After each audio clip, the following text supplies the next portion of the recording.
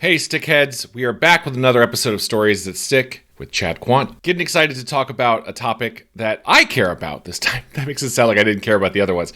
No, associate producer and my partner, Jakylln Heidi, while we've been making this, have been like, well, what's something you want to talk about, Chad? And I honestly never considered I'd pick something. I'm just that selfless and that humble. But I thought about it a little bit. Happy to do an episode. And I thought about Brian K. Vaughan's Marvel's Runaways from 2003. It's something that stuck with me. I think about it a lot.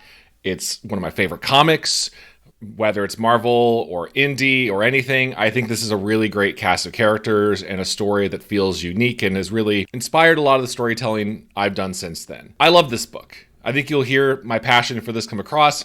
Jakylln Heidi had also read this early on. Honestly, one of the main things that we sort of bonded when we first started dating was sharing stories with each other. And this is one of the first ones I gave to her. Another one, which we've covered on the podcast last year, is House of Leaves, which I hope to kind of do another retrospective at some point. We did that episode with Elspeth Eastman. It's supposed to be Backrooms, became House of Leaves. Anyway, Runaways is fantastic. There's so much to talk about in these 6 issues. That's right. This is just volume 1, number 1 through number 6. We started reading the entire first collected volume that goes all the way to like number 18. I thought somehow we're going to have time to cover all 18 issues in this episode. You'll see pretty quickly, we realized you need to make this a multi-part episode. So this is just through volume 1, number 1 through 6. If you want to read those and follow along with the rest of us, I think you can find most of these on like the streaming unlimited apps. You can find a book at your local store. Go to an independent bookstore. Buy a copy of Runaways. They even made these as sort of like a younger, smaller manga version of Runaways because they're really trying to get the young audiences to please check out Marvel. I promise it's not going to be super bogged down in lore and continuity and multiverses. Please read Runaways. I think it's pretty easy to find as far as comic book graphic novels go. I want to start talking about it now. We talk about it in the episode. Yeah, enjoy this. I think you kind of see too, I'm not used to hosting myself with Jakylln, and I wanted to talk more about my personal journey with it. I think we get to the very end of the episode. We're going to get into more of it in part 2 as we get into the later parts of this story. I think you'll still enjoy this discussion if you haven't read Runaways, though I highly recommend it.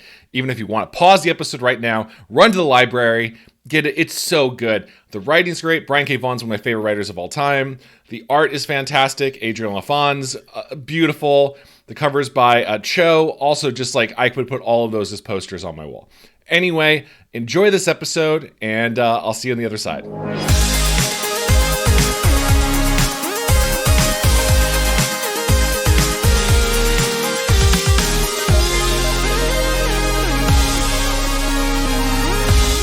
Welcome once again to Stories That Stick. I am your host, Chad Quandt, writer for television and animation and video games and comics. I like stories. And I am joined by our guest and associate producer of the show, Jakylln Heidi, also my partner. So you got a lot of titles there, Jakylln. Seamstress, weaver of fabrics. Yeah, all of those things. I list them all at the end of my name, like the doctors do with like Esquire, DRT, what would DMT. be your post? Fabric FD for fabric designer? FD sounds like I'm an entire fire department. Oh, yeah, but you could do that. You've handled the Pacific Palisades wildfires. You're good. It's been 1 year since we had to vacate our Los Angeles home to avoid wildfires. It was very traumatizing. Still traumatized. Felt like it was 10 years ago. We're not here to talk about the wildfires.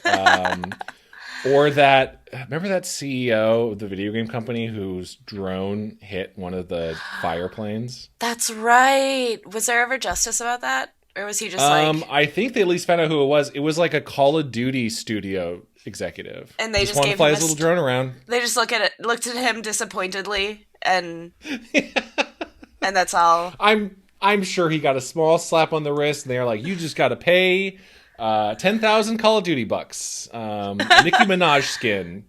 That's all you got to pay." Thing? Oh, you don't know? Yeah, Call of Duty, like the way Fortnite's been a thing. We'll talk about this episode. Fortnite's been a thing where like, oh, we'll just put everyone in there. Like The Office is joining Fortnite this week. Call of Duty's like, we need some of that money.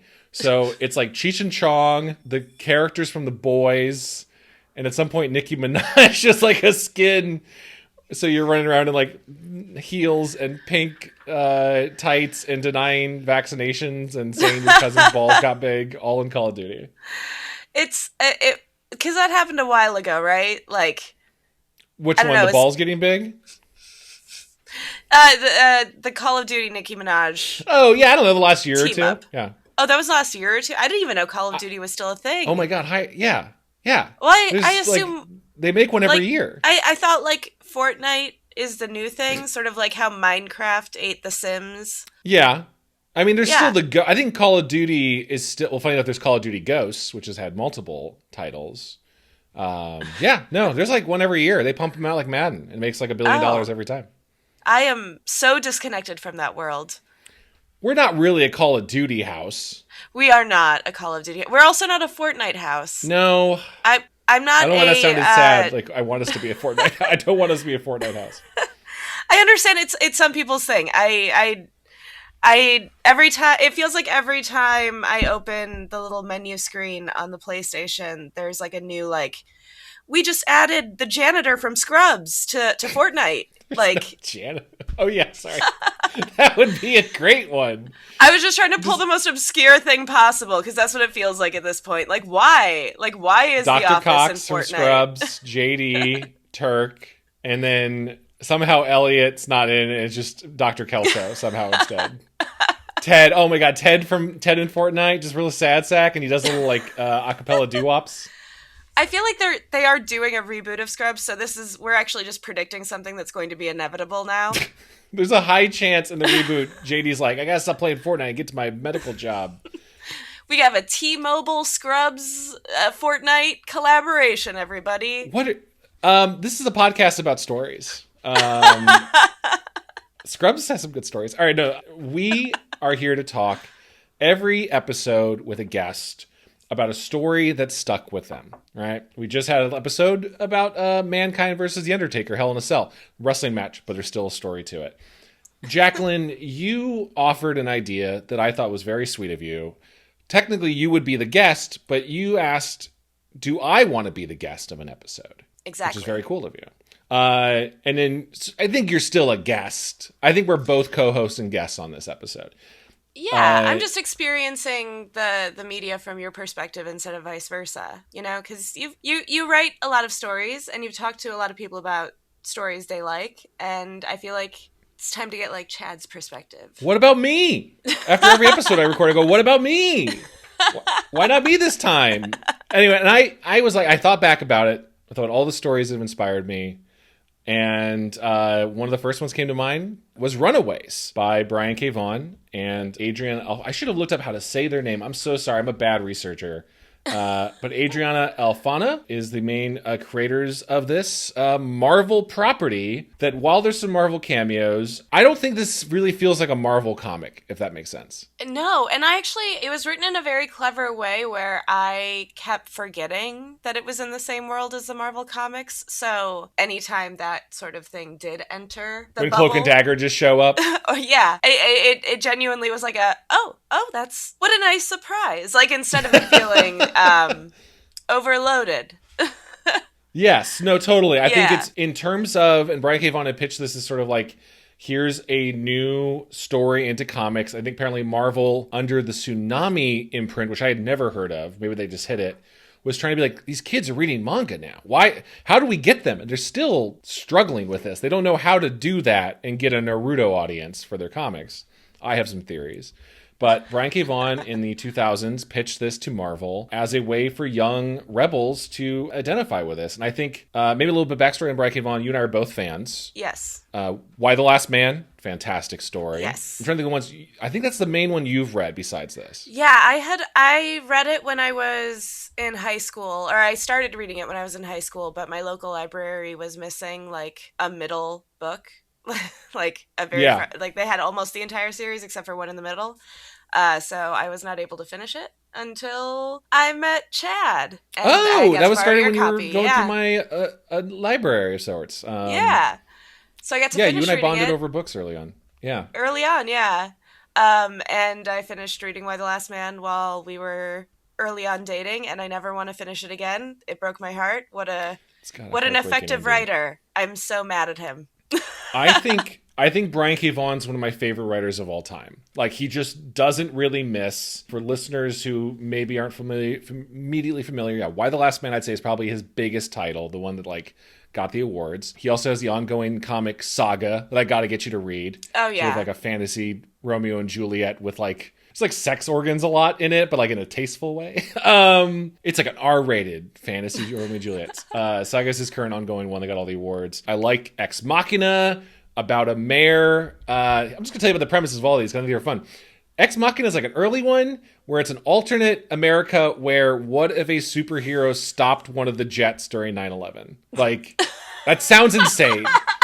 Like, he didn't stop them both, but he stopped one, I believe. And so he becomes mayor of New York, and it's like this alternate, it's very much in the shadow of the Bush administration. Like, what if a more progressive mayor or, governor, whatever he was, is like... Yeah. And he's not like Superman, he's like a technopath. He can talk to tech. So he's not like crazy. Ex Machina, Weath, no, I was going to say Weath 3, that's Grant Morrison. Runaways, Pride of Baghdad, which I'll never have you read because it's also sad about the lions that escaped during a war in the Middle East. It's based on a true story. Right. Heartbreaking stuff. Just a dude with like amazing credits. I love this guy, and I think this was the first of his I got into because we both read the hardcover. We only see a little bit. I think these covers are so fucking cool. The ones that are these very painterly style of like Nico and like Lucy in the Sky with Diamonds. Just in this like they're strong, but they feel like it's like Animorphs vibes. We've been talking about Animorphs on the podcast a lot, but I feel like there's something there. Yeah, it's it. Each one as you go through, the art style throughout was so compelling. And really, sometimes reading some graphic novels, it always felt very like gratuitous sometimes, and these felt just very like character driven, especially teenage character driven. I don't know, felt very charming. Yeah, shout out to Joe Chen, the artist of those. I mean, I think Adriana's art during the panels and pages is also great, but like there's something about those covers where I just immediately was like, I gotta know who this cool witch girl is whispering at me on the first cover. Show me more, and I grabbed it off the rack, not knowing anything. We don't get too full into the history of it, but Brian K. Vaughan, besides pitching this to Marvel, is sort of like a new entry point for young readers.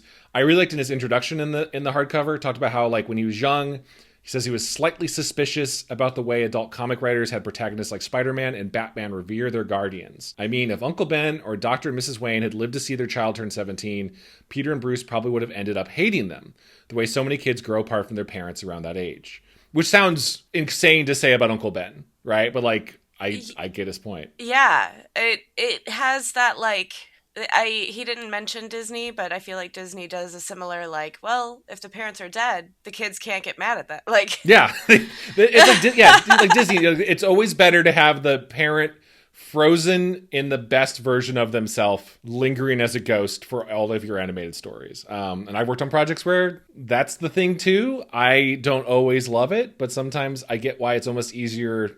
It's like easier when there's not like 10 parental figures hanging around and you can just like sneak out the back door because Aunt May is busy with making dinner, you know? But I think it's a cool hook to be like, what if your parents sucked? And maybe I was a teenager when this came out and had my own problems with my parents and thought this would be like as red as they would be. Yeah. But the general hook of this, and sorry, Jakylln, I'm talking over you so much on this. Oh, this is no, not how our relationship is, hopefully. You've got the reference material, so you've got it fresh. You only got one copy of the book. The general set, we can go through the story. We read the entire first volume of Runaways, which covers, I think, like 18 issues. I would say it's the main first arc, ends on a pretty cohesive note with promises of more. So to go play by play would probably take 5 hours. But the general hook of this is a group of young teenagers, including one more middle school kid named Molly, who was just born later than the other ones, are kind of part of an unfortunate, like, what would you call this? Just like, it's not even a social group. They just have to meet every year because their parents are friends. It felt very much to me like I would have church friends that it was very obvious, like, at least from my, like, you know, awkward kid perspective of like, you guys would not be hanging out with me if your parents did not drag you here. and say sit in this church basement and watch Veggie Tales with the other kids until the adults are done with their strange spiritual meeting upstairs. Yeah, you're connected by a obligation that the parents are forcing on you, right? Exactly, yeah. And those friendships definitely, like, when I was very young, I was like, oh, neat, friends. And then as soon as I started to get that feeling of like, oh, you guys are annoyed that you have to be here with me. And I kind of get it. Like, yeah. A lot of us have not kept in touch, understandably. Understandable. We all break away. Yeah. Runaways have stuck together this whole time. Great. Again, we can't get too far into the later. They brought the Runaways back multiple times. Maybe we can touch upon the end of the episode. But and I haven't read ahead to those yet either. So that I'm compelled. I want to know the rest. You've only read volume 1. Okay. Just read this one. Yeah. Yeah, volume 2, I should have double checked, but I believe based on how it's bound, is still Brian K. Vaughan. And then you don't know this. You're gonna have some feelings. The follow-up series, when they kind of brought it back, Joss Whedon. Why would you get me hooked on a series that would inevitably? I know it's not your fault. No, it's not. I didn't hire him. I mean, this was like at the height of like the Buffy Firefly stuff. We didn't know he was a sex pest. I actually thought it was pretty damn rad that Joss Whedon was following this story up. I was like, yeah, of course he's going to rock it makes a lot of sense on paper. Yeah, but I understandably now have a instinctive Joss Whedon, stay away from those teenage girls. Oh yeah, absolutely. In terms of these characters, even stay away from them. Stay away from them. Okay. All right, we got to talk about this actual book. I jump ahead to Libby to give you the ick and the listeners the ick. So this is about a group of teenage kids. We'll talk about the story. They gather and they discover they have powers and they run away from their parents. We're going to discuss it more. Jump ahead 3 volumes when Joss Whedon is like, all right, I'm taking these characters. I got the reins. What's their adventure? Oh, what if they use Gertrude, who is the daughter of 2 time travelers, and they go back to the 1800s America adventure, and they're stuck there. Oh my god, what do we do? Who are they going to add to the cast? Because you got to keep adding to the Runaways. They meet a young 12-year-old girl who has the power to control plants, which is fine. And her main character trait is that she's very meek, and she is pledged to marry an adult man. And they're get away from her, and they're rescue her, and eventually she tells it. But that's kind of the main new Runaway story. I was like, Joss Whedon, what are you doing, man? If I ever went to grad school and had the time and money to do that, the way that my thesis would be about how these men write stories where they're say it, white knighting.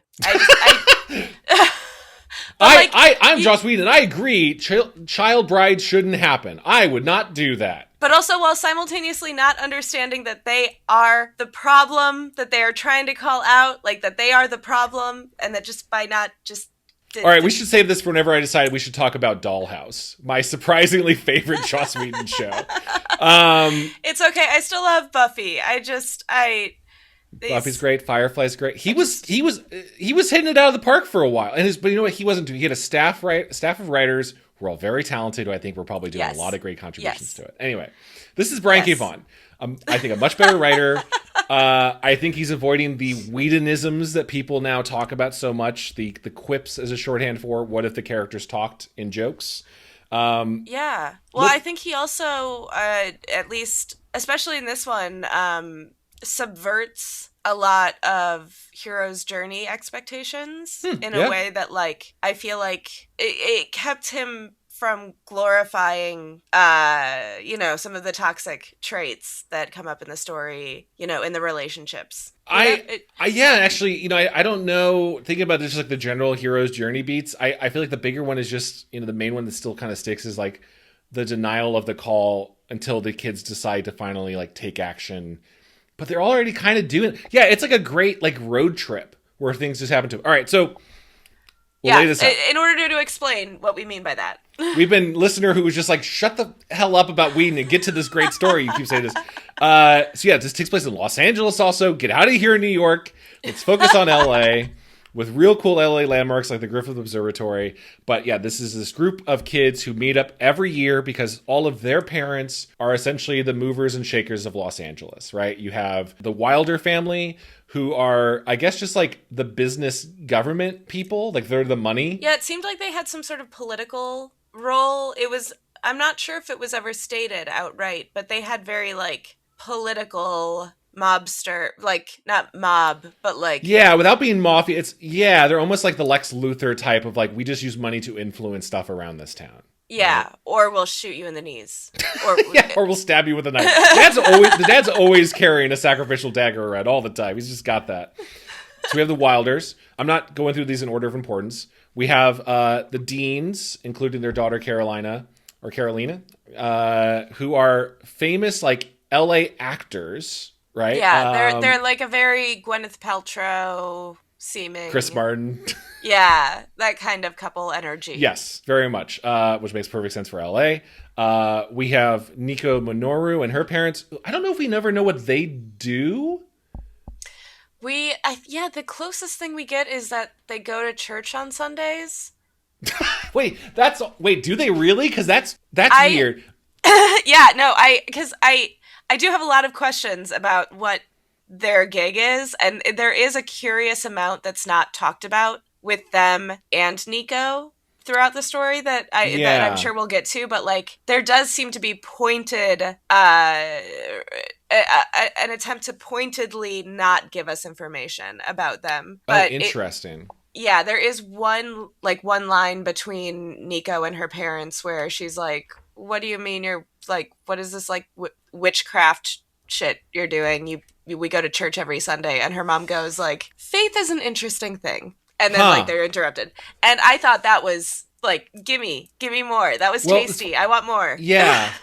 I'm introducing. I think you, my partner, have me got my jimmies all rustled. I think I'm pitching this really badly. And I'm making the same mistake, funny enough. They've made this into a TV show in the last 5 or 7 years when Disney was just kind of throwing makes of stuff before the MCU really combined everything. Yeah, we were going to watch it. Cloak and Dagger too. Same with Cloak and Dagger, which didn't seem like a good show. It seems like they did the same thing with both of these IPs, where they were like throwing spaghetti at a wall, but it was literally like half-cooked spaghetti. Yeah, and Little's like CW. I didn't finish the Runaways show. Apologies if it gets really better at the end. I just kept going like, well, this is different for some reason. And my number one problem with the show was it seemed like the writers and creative team was more interested in the parents than the kids. And I'm making that same mistake now by introducing the parents first before the kids.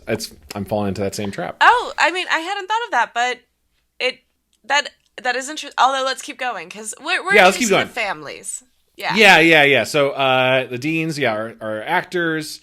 You have I was gonna say Molly's parents are Molly Ringwald's. Molly, I'm gonna do this one. How about okay? I have the names written down. Yes, hit me with them, and we'll talk about because we should talk about the kids at the same time as the parents. Yeah, and also I you know how I am with names. I went back. I'm really bad with names. You've seen me do tabletop where they're like, "All right, I'm DMing. There's like a new character." And they're like, and everyone's like, "What's his name?" I'm like, Pete. I just can't think of names. I can't do it. It's one of my weakest skills as a writer is coming up with names. So we established we have Alex Wilder and his parents who are like the rich controlling of the town. These kids all meet. We have Carolina. Carolina and her parents are like the goops. Yeah, the goop. Nico Minoru and her parents are ? Yeah. We don't know what they do until later. What they do. Yeah.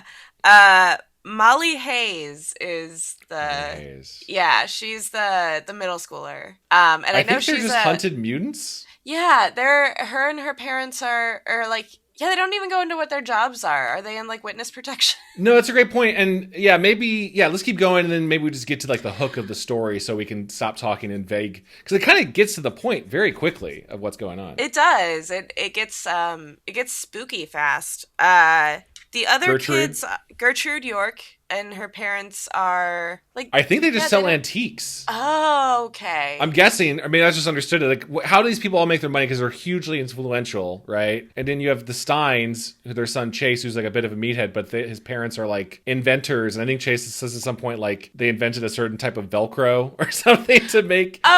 He says that they're engineers. Yeah. And the lie that they say that they got their money from is something very like, I guess technically that would be engineering, but it doesn't. It's sort of like the Post-it note lie from Romy and Michelle's high school reunion. You love Romy and Michelle. This is like a beat I see in a lot of stories. It's so funny. Like, how is this character so rich? Oh, they invented the Velcro that doesn't make a sound that rips. Or some other story had my dad invented that part of a ketchup bottle that makes no liquid come out, like, or whatever. So it's never like runny. And you're like, yeah, brilliant. That's totally a thing you would never check, and that's why they're rich. Got it. This one though, I love the kind of twist on it where it's like, in real life, these people would be that, like, how do you think they afford all of this stuff? Like, how do you think they never seem to be going to work? They have a lot of free time. And it's like, oh, because they're super evil villains. Like, I'm going to be paranoid about everyone now. Great. Awesome. Love it. Yeah, absolutely. I mean, you should never trust the rich in LA. Absolutely. Yeah, and we kind of jump into, these kids are in the middle of it. I do really enjoy the foreshadowing of Alex in the beginning is playing basically like a strategy Marvel game and calling out, like, he's the shot caller, he's the strategist, right? Which we'll see throughout the rest of the story. Problems with his parents. Go ahead. And correct me if I'm wrong, that it's something that I enjoy. We'll come back to it. I believe the opening is bookended near the end of the story. They do that thing I like, the Spider-Verse. Where they set up the third movie and then you don't get to see it? No, they do a shot, opening it, and then that shot happens later in the book. So that MMO, what is it, game? Massive. Yeah, an MMORPG. It's hard to say. It's maybe like a four-person brawler. I don't know, but someone's able to load a sexy Sue Storm skin, and he's upset about it because it's breaking the immersion. Yeah, it's a very funny sequence for it to be called back on later. I appreciated it. Yeah, absolutely. So, and foreshadowing what Alex is going to be. Yeah. So all of these kids are meeting up for the next yearly, and I think there's some brilliant page work of, like, each one of these pages is introducing one of these kids. You immediately get their dynamic of Molly being younger, not wanting to go. Nico, who wants to lock herself up in her bedroom and is now going all like, goth. Yeah, fresh goth. I love that as we've all been there. We've all been fresh goth. Like, how do I get black nail polish? Nico's probably my favorite character in the group. They're all great. Probably Nico. I was going to ask you about that. When you first read this, was there a character that you, like, really identified with quickly? In a, like, I see myself in them. That's a great question. I will say, just because teenage boy likes pretty girls, I was drawn because the first cover of Runaways had that really beautiful painting of Nico just being like a hot girl who's dressed like a witch. And I was like, tell me what that's about. So the cover got me. I think actually, I don't know if I identify the most, but I kind of, I don't know. I feel like Chase in some ways hits for me of someone that sees as a meathead but is trying to do bigger stuff.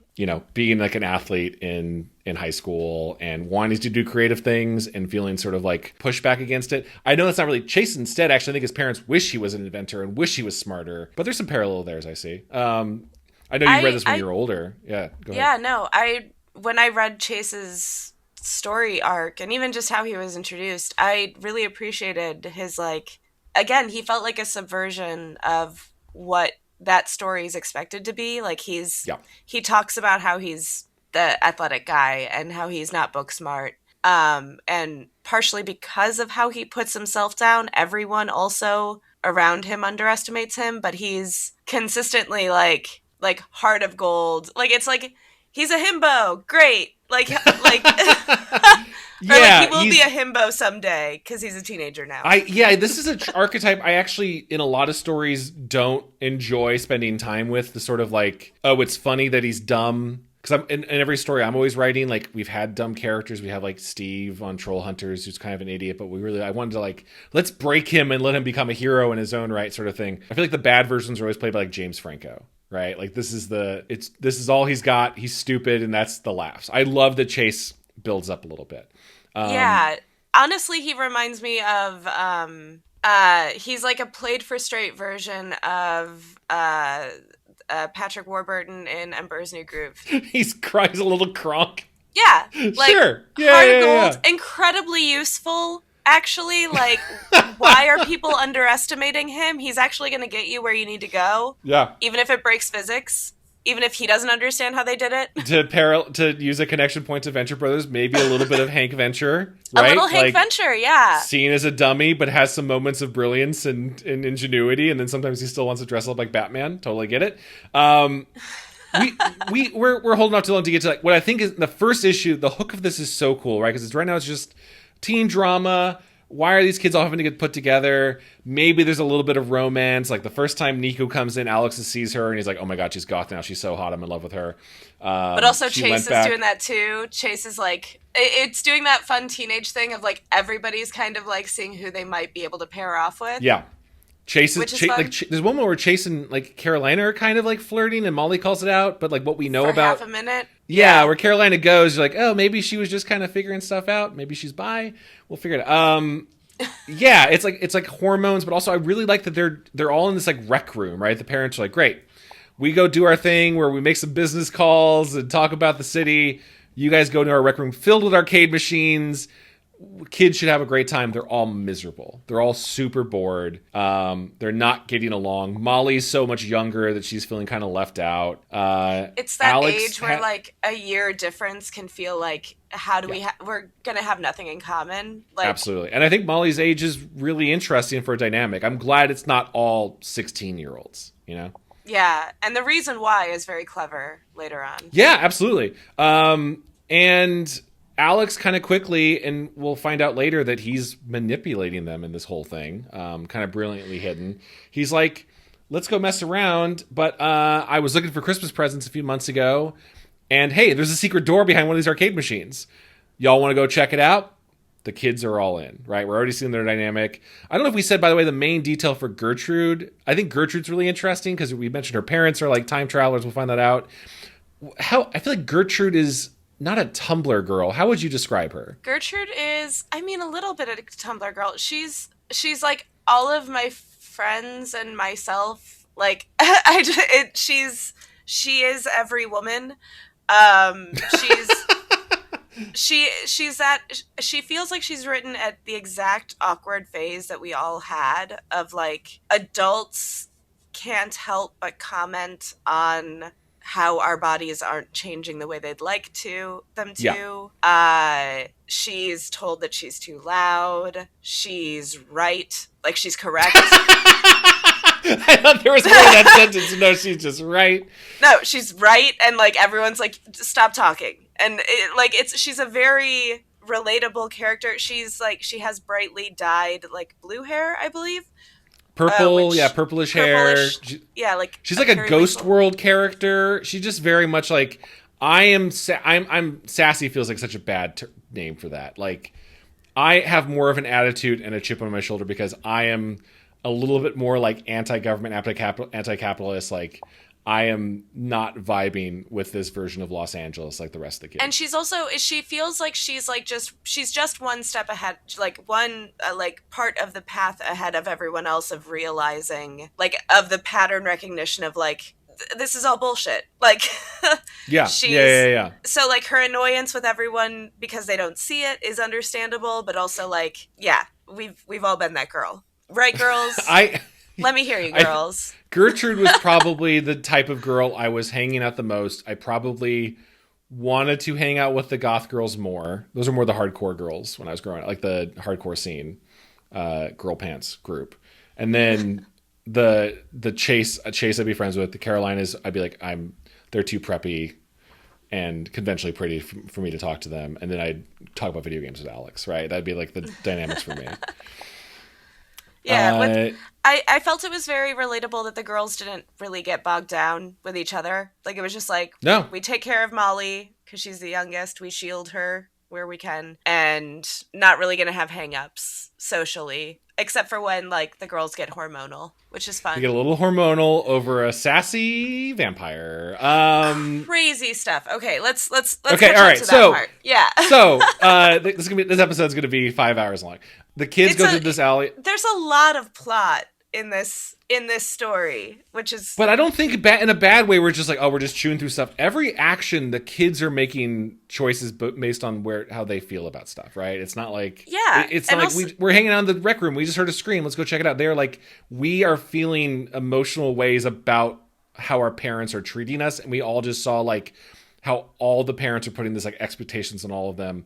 So we're wanting to push back. We don't know why completely, but we want to push back. And it also, there's, as far as like characters, location, and time, because this is like what, 2004? Yeah, I believe around 2005 is when they made it, or at least when he pitched it. So yeah, this is early 2000s. Yeah, there's this like the feeling of a lot can happen because they're in Los Angeles. Mm-hmm. They're teenagers, so they don't need sleep. And like, and this is also superhero world of Marvel. So like, oh God, there's a superhero. Like, oh God, there's a mutant. Like, it feels very realistic, even more realistic because it's like Gotham and New York and like the East Coast being so over the top superhero. They really did like start with a blank slate here in a way that felt. Yeah, you're right. And we mentioned before that being set in Los Angeles. I mean, also both of us were in the Midwest when this came out.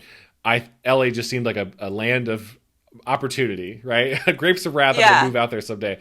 I think the fact that Los Angeles in Marvel is such a like, we don't talk about it much. Like there's the West Coast Avengers every once in a while, and they always seem like a joke. Because they are on the other side of the country from New York, you're like, well, Alex will play the Avengers video game, but he's never going to meet Cap, right? Like you're never going to see him on the street. Literally. Like in New York. Like, well, Spider-Man will swing by. Yeah. Literally, he's never going to meet Cap, but we'll get to that. Oh, you're right. I hadn't thought about that. That's a great point. Foreshadowing.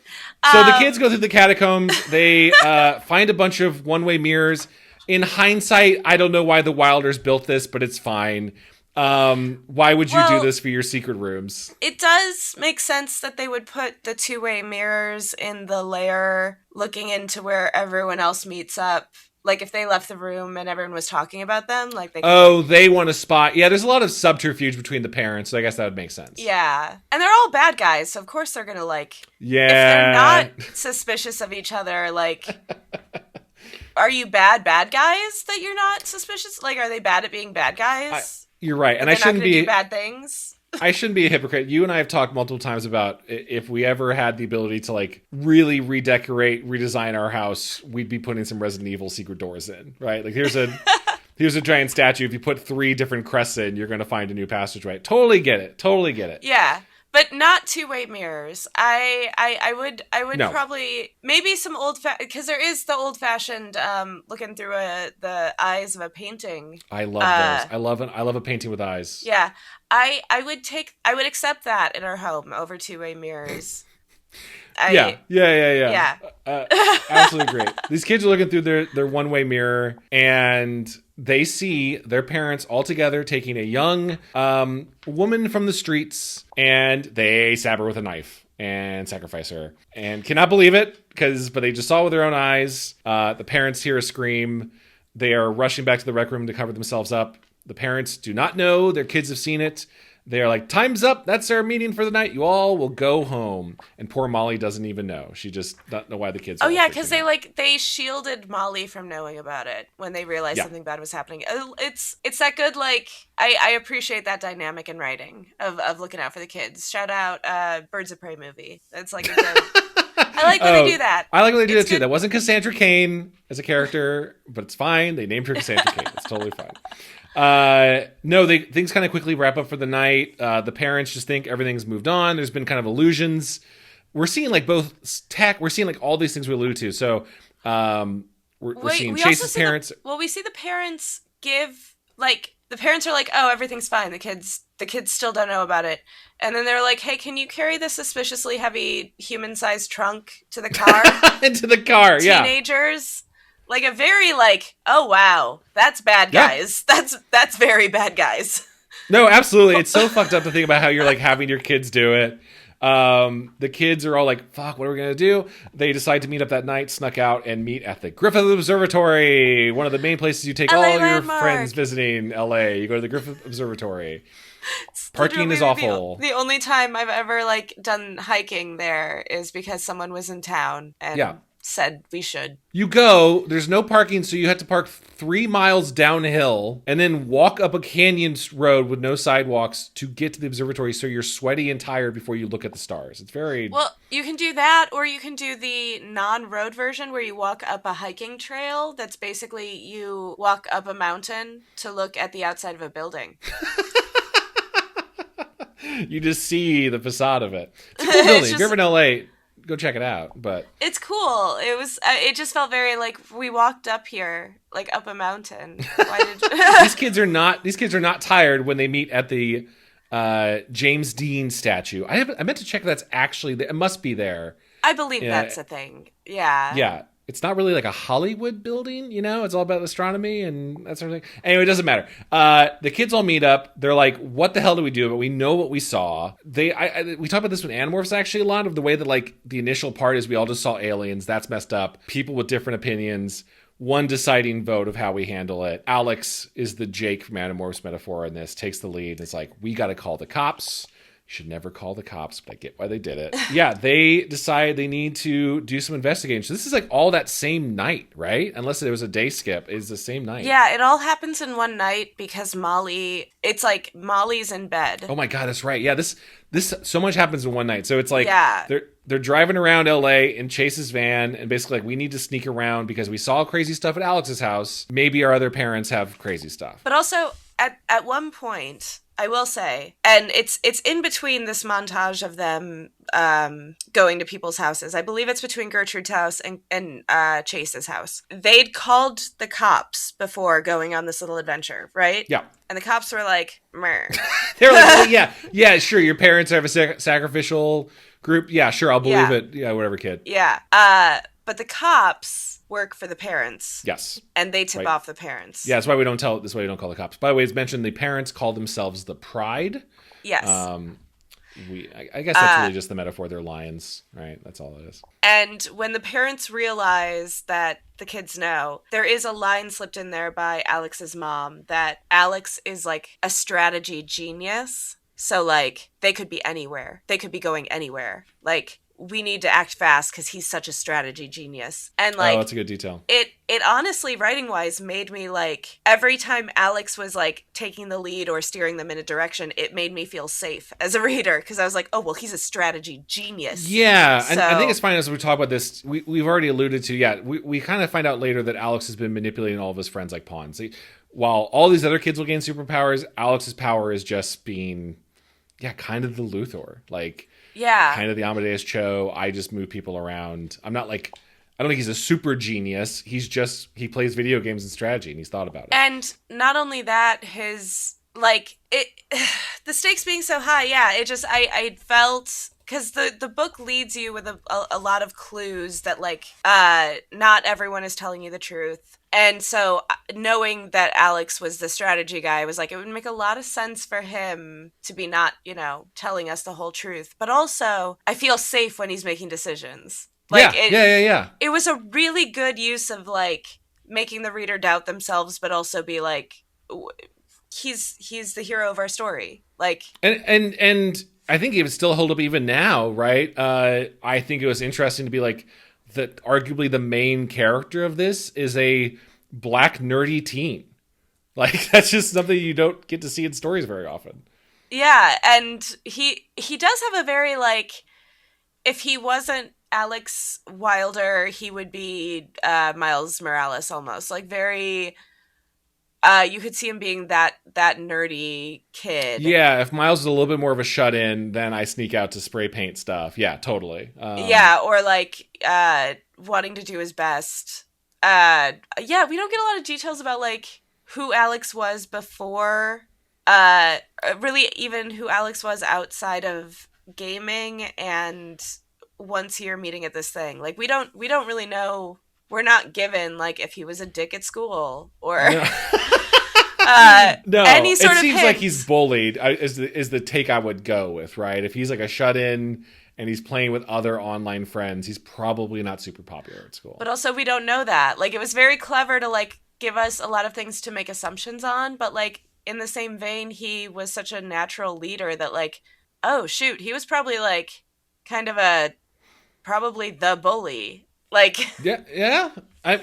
He has and I don't think this is just knowing where he's going. Alex is an interesting character where he's kind of an asshole, right? Like a lot of these kids have chips on their shoulder, right? Like Nico's angry because of how her parents are pushing her. They're all being pushed, right? Like Alex, the very thing we're introduced to is his dad telling him like, the video games leave. This is the end of the video games. You need to basically be like a more driven leader, and that killing out totally relate to that. The amount of times my dad took my video games away from me for no reason other than he just saw them as a waste of time, where I'm like, it's developing thinking skills, Dad. It's like, anyway. Very relatable, like, in a way that makes you want to root for him as the hero of the story. Absolutely. In a way that's really effective. And given how the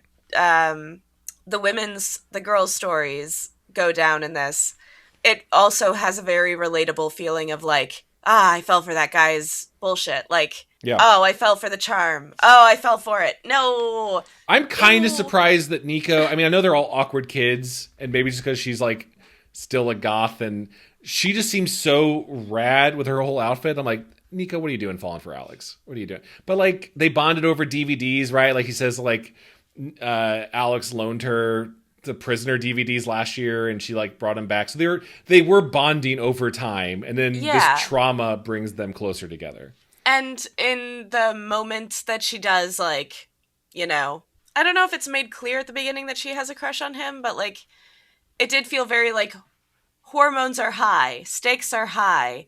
They think like they're about to go into a dangerous battle, so they might die. So they kiss, like very realistic teenage hormone energy. Absolutely. And by the way, you mentioned it earlier. I think it's also like, it didn't even register with me when I'd read it that this is a predominantly female cast.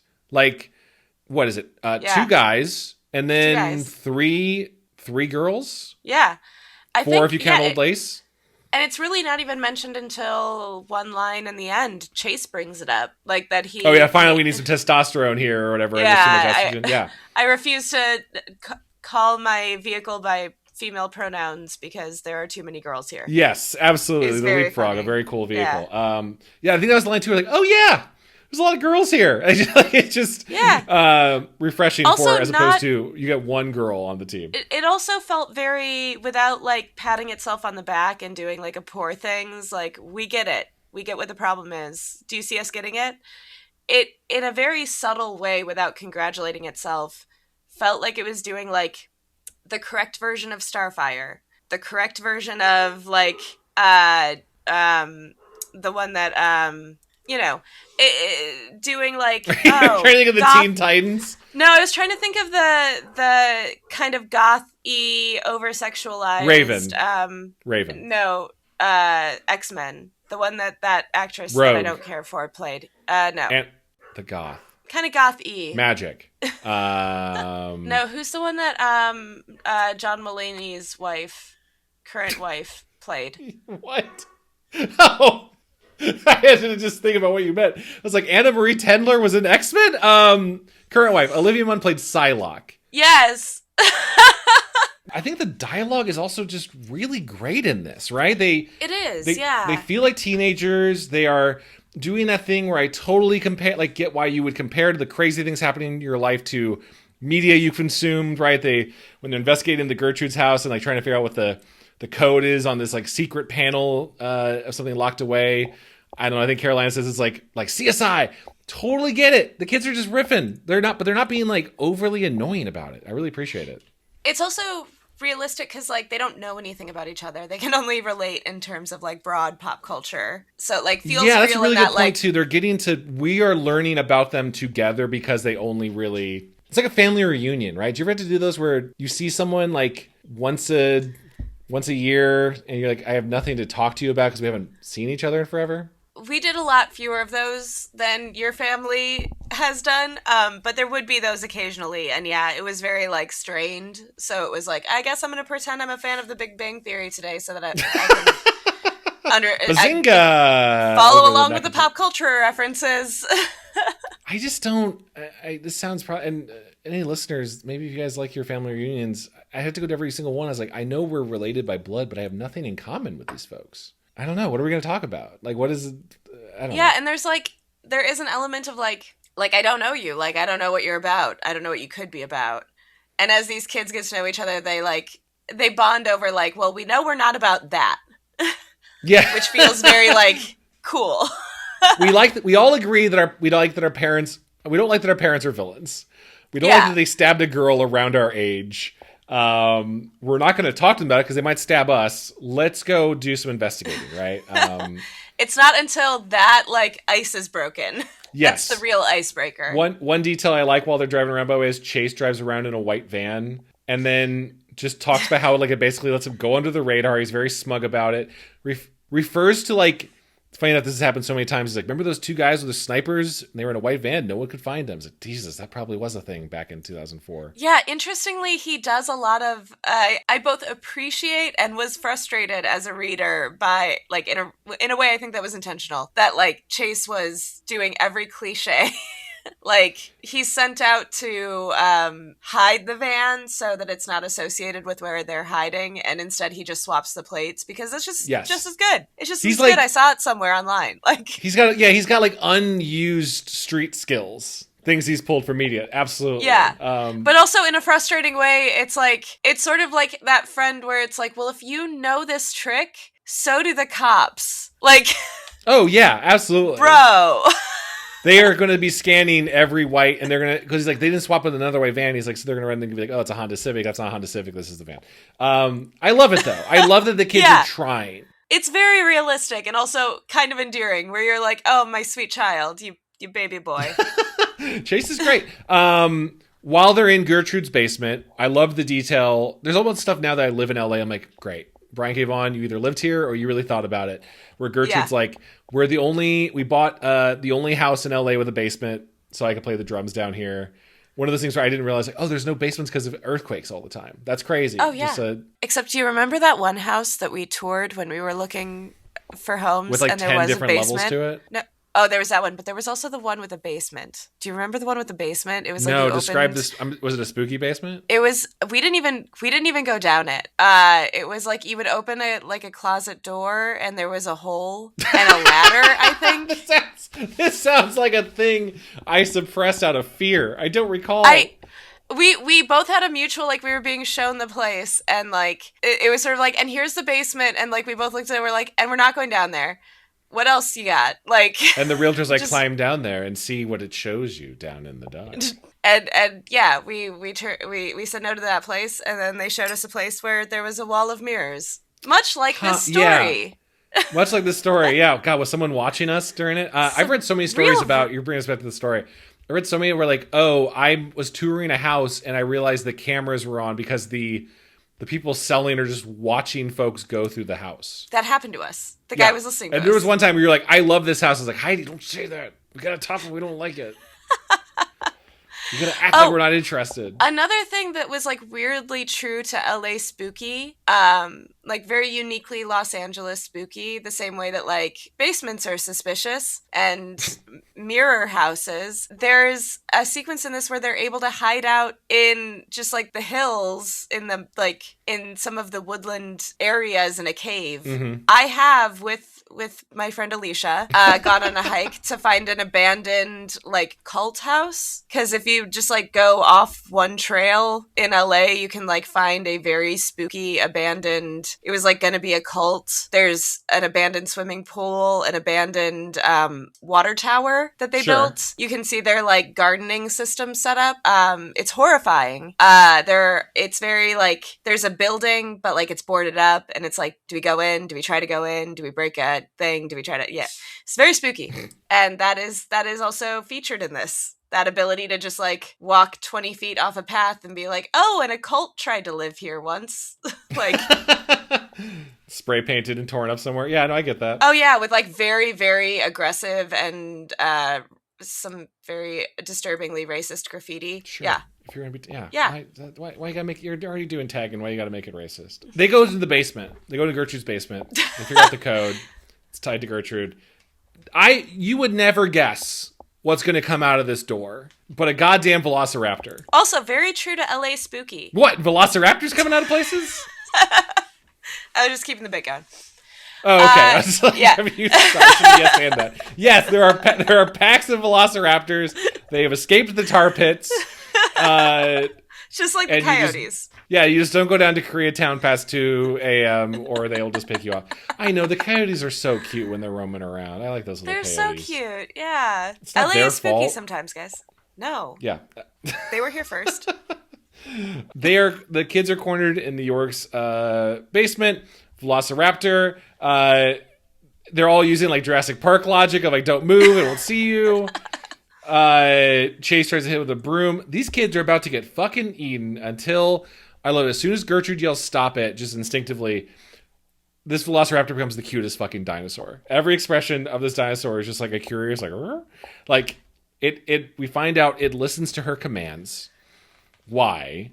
A hologram immediately starts to play. We'll find a few of these during their adventure, but it is a message from Gertrude's parents assuming that they have died because they were doing supervillain shit, and saying this is, we're time travelers. I think they're dropping all of this basically. We got stuck here from the 24th century. But before we did, we basically commissioned a velociraptor for you. It is psychically linked to you. It'll listen to all your commands. It won't hurt you. Happy birthday. Here's a pet dinosaur. And interestingly, I don't know if you experienced it the same way I did. The velociraptor stuff, I was like, oh, that was intense. The hologram of the parents, I was genuinely terrified. I was like, oh God, they're here. Oh God, why are they steampunk? Like, that's the most terrifying part of all. They're steampunk. So scary. I thought about this reading it through at this time. Gertrude's parents, right? We understand that all of the people from the Pride, the parents, are kind of like different skill sets, different supervillain types. Gertrude's parents being time travelers is interesting, but we'll learn in this story that they're stranded time travelers because them having a time machine would just break everything in this, right? It's just too much of a thing. So I don't know to the Pride what Gertrude's parents are bringing. You know what I mean? I have to guess they mention that they have seen every possible future. Oh, so they're doing the Back to the Future thing with like the almanac or whatever, they're guessing stuff. Or like some sort of wisdom derived from like what choices. But also like, yeah, they don't really plus, I guess like maybe the ability to invent, even though they're not the inventors, but they really do dress like steampunk inventors. Well, they all put on their outfits when they meet as supervillains, right? They're like, we got to ceremonially, we got to dress up. We're not just going to hang out in our sweats while we sacrifice a girl. Although, like, archetypically, like the way that they are written, I don't know if it was intentional on Brian K. Vaughan's part, but like the way I want them to be like John C. Reilly and Molly Shannon. What? Because what? Well, what do you mean? The way that we do not get a lot of information about some of these characters. Like some of the characters we get a decent amount. We of get their more of the Wilders and and the Steins, probably. Yeah, and a little bit more of the Deans. A little, just a smidge, like a sprinkling more of the Deans. With the Yorks, when they are shown and when they are themselves, like mask off, like not pretending to be normal people. They talk about, we're stranded in the 80s. This is the worst era to be alive. I hate everyone. We're stuck here. We're so much better than this. Let's go somewhere else. Like the fact that it feels like they are compelled to do time travel by like just being like those people where it's like, I hate this. Let's leave. Like just feels very like, I need them to be John C. Reilly. I need them to be Molly Shannon. Like they feel insufferable in like a very like the innkeeper and his wife from Les Mis. Like what a pairing, John C. Reilly and Molly Shannon. Yeah. Have they gotten to do a comedy? They've both been in Talladega Nights, right? It's Cal Norton and then Molly Shannon's the drunk like wife of the team owner that loves the vibrations. I love the vibrations of the cars. Yeah, she's like drunk and sexually unsatisfied. Great movie. I have one wonderful pairing. I think you're right, and they're able to predict, right? They probably had some level of like, we could tell you that Apple's stock will be great, or whatever it is, right? Make some investments. Yeah. I also wondered if maybe, because they're basically like thieves, right? They're just stealing shit. There's probably, like you said, either inventions or like, we have some stuff that's very valuable you guys could sell to a museum. And they're just like the least important, I feel like, out of the Pride people and what they can contribute to LA. And we are jumping ahead to part 2 in talking about this somewhat, because later in the book, which we'll talk about later, we find out that each of the parents are in this group because of an archetype they were assigned. Yes. And like, I did think it was very interesting. Molly's parents are assigned the travelers, whereas the dean's parents are assigned the colonizers. And that is a very like Venn diagram. Wouldn't that be Gertrude's parents are the travelers? Yeah, what did I say? Oh, you said Molly's. I think Molly's is like the outcasts or something. You're right. Gertrude's parents are the travelers because they're the time travelers. Sure. But also we find out they're probably like some sort of thieves because they have all of this stuff from the past that they took. Yeah. There's some overlap, like Alex's parents are the thieves, but like... Exactly, like... Shit. Yeah. It's just like... everyone's like Venn diagram of evil is very there's a lot of overlap. Yeah. I think this is the first. Yes, totally. I think this is the first taste of their process is the fact that one of them now has a psychically controlled dinosaur. By the way, I think that's such a great, like, in terms of Marvel characters. Yes, there's Moon Girl and Devil Dinosaur, which is basically like younger girl, bigger dinosaur. I just love this like lower power scale. A velociraptor could fuck stuff up, but you're not going to like take down Thanos with it, right? Like, it's a cool lower level power. I will say Brian K. Vaughan has given me trust issues with him introducing animal sidekicks. I will not trust you, Brian.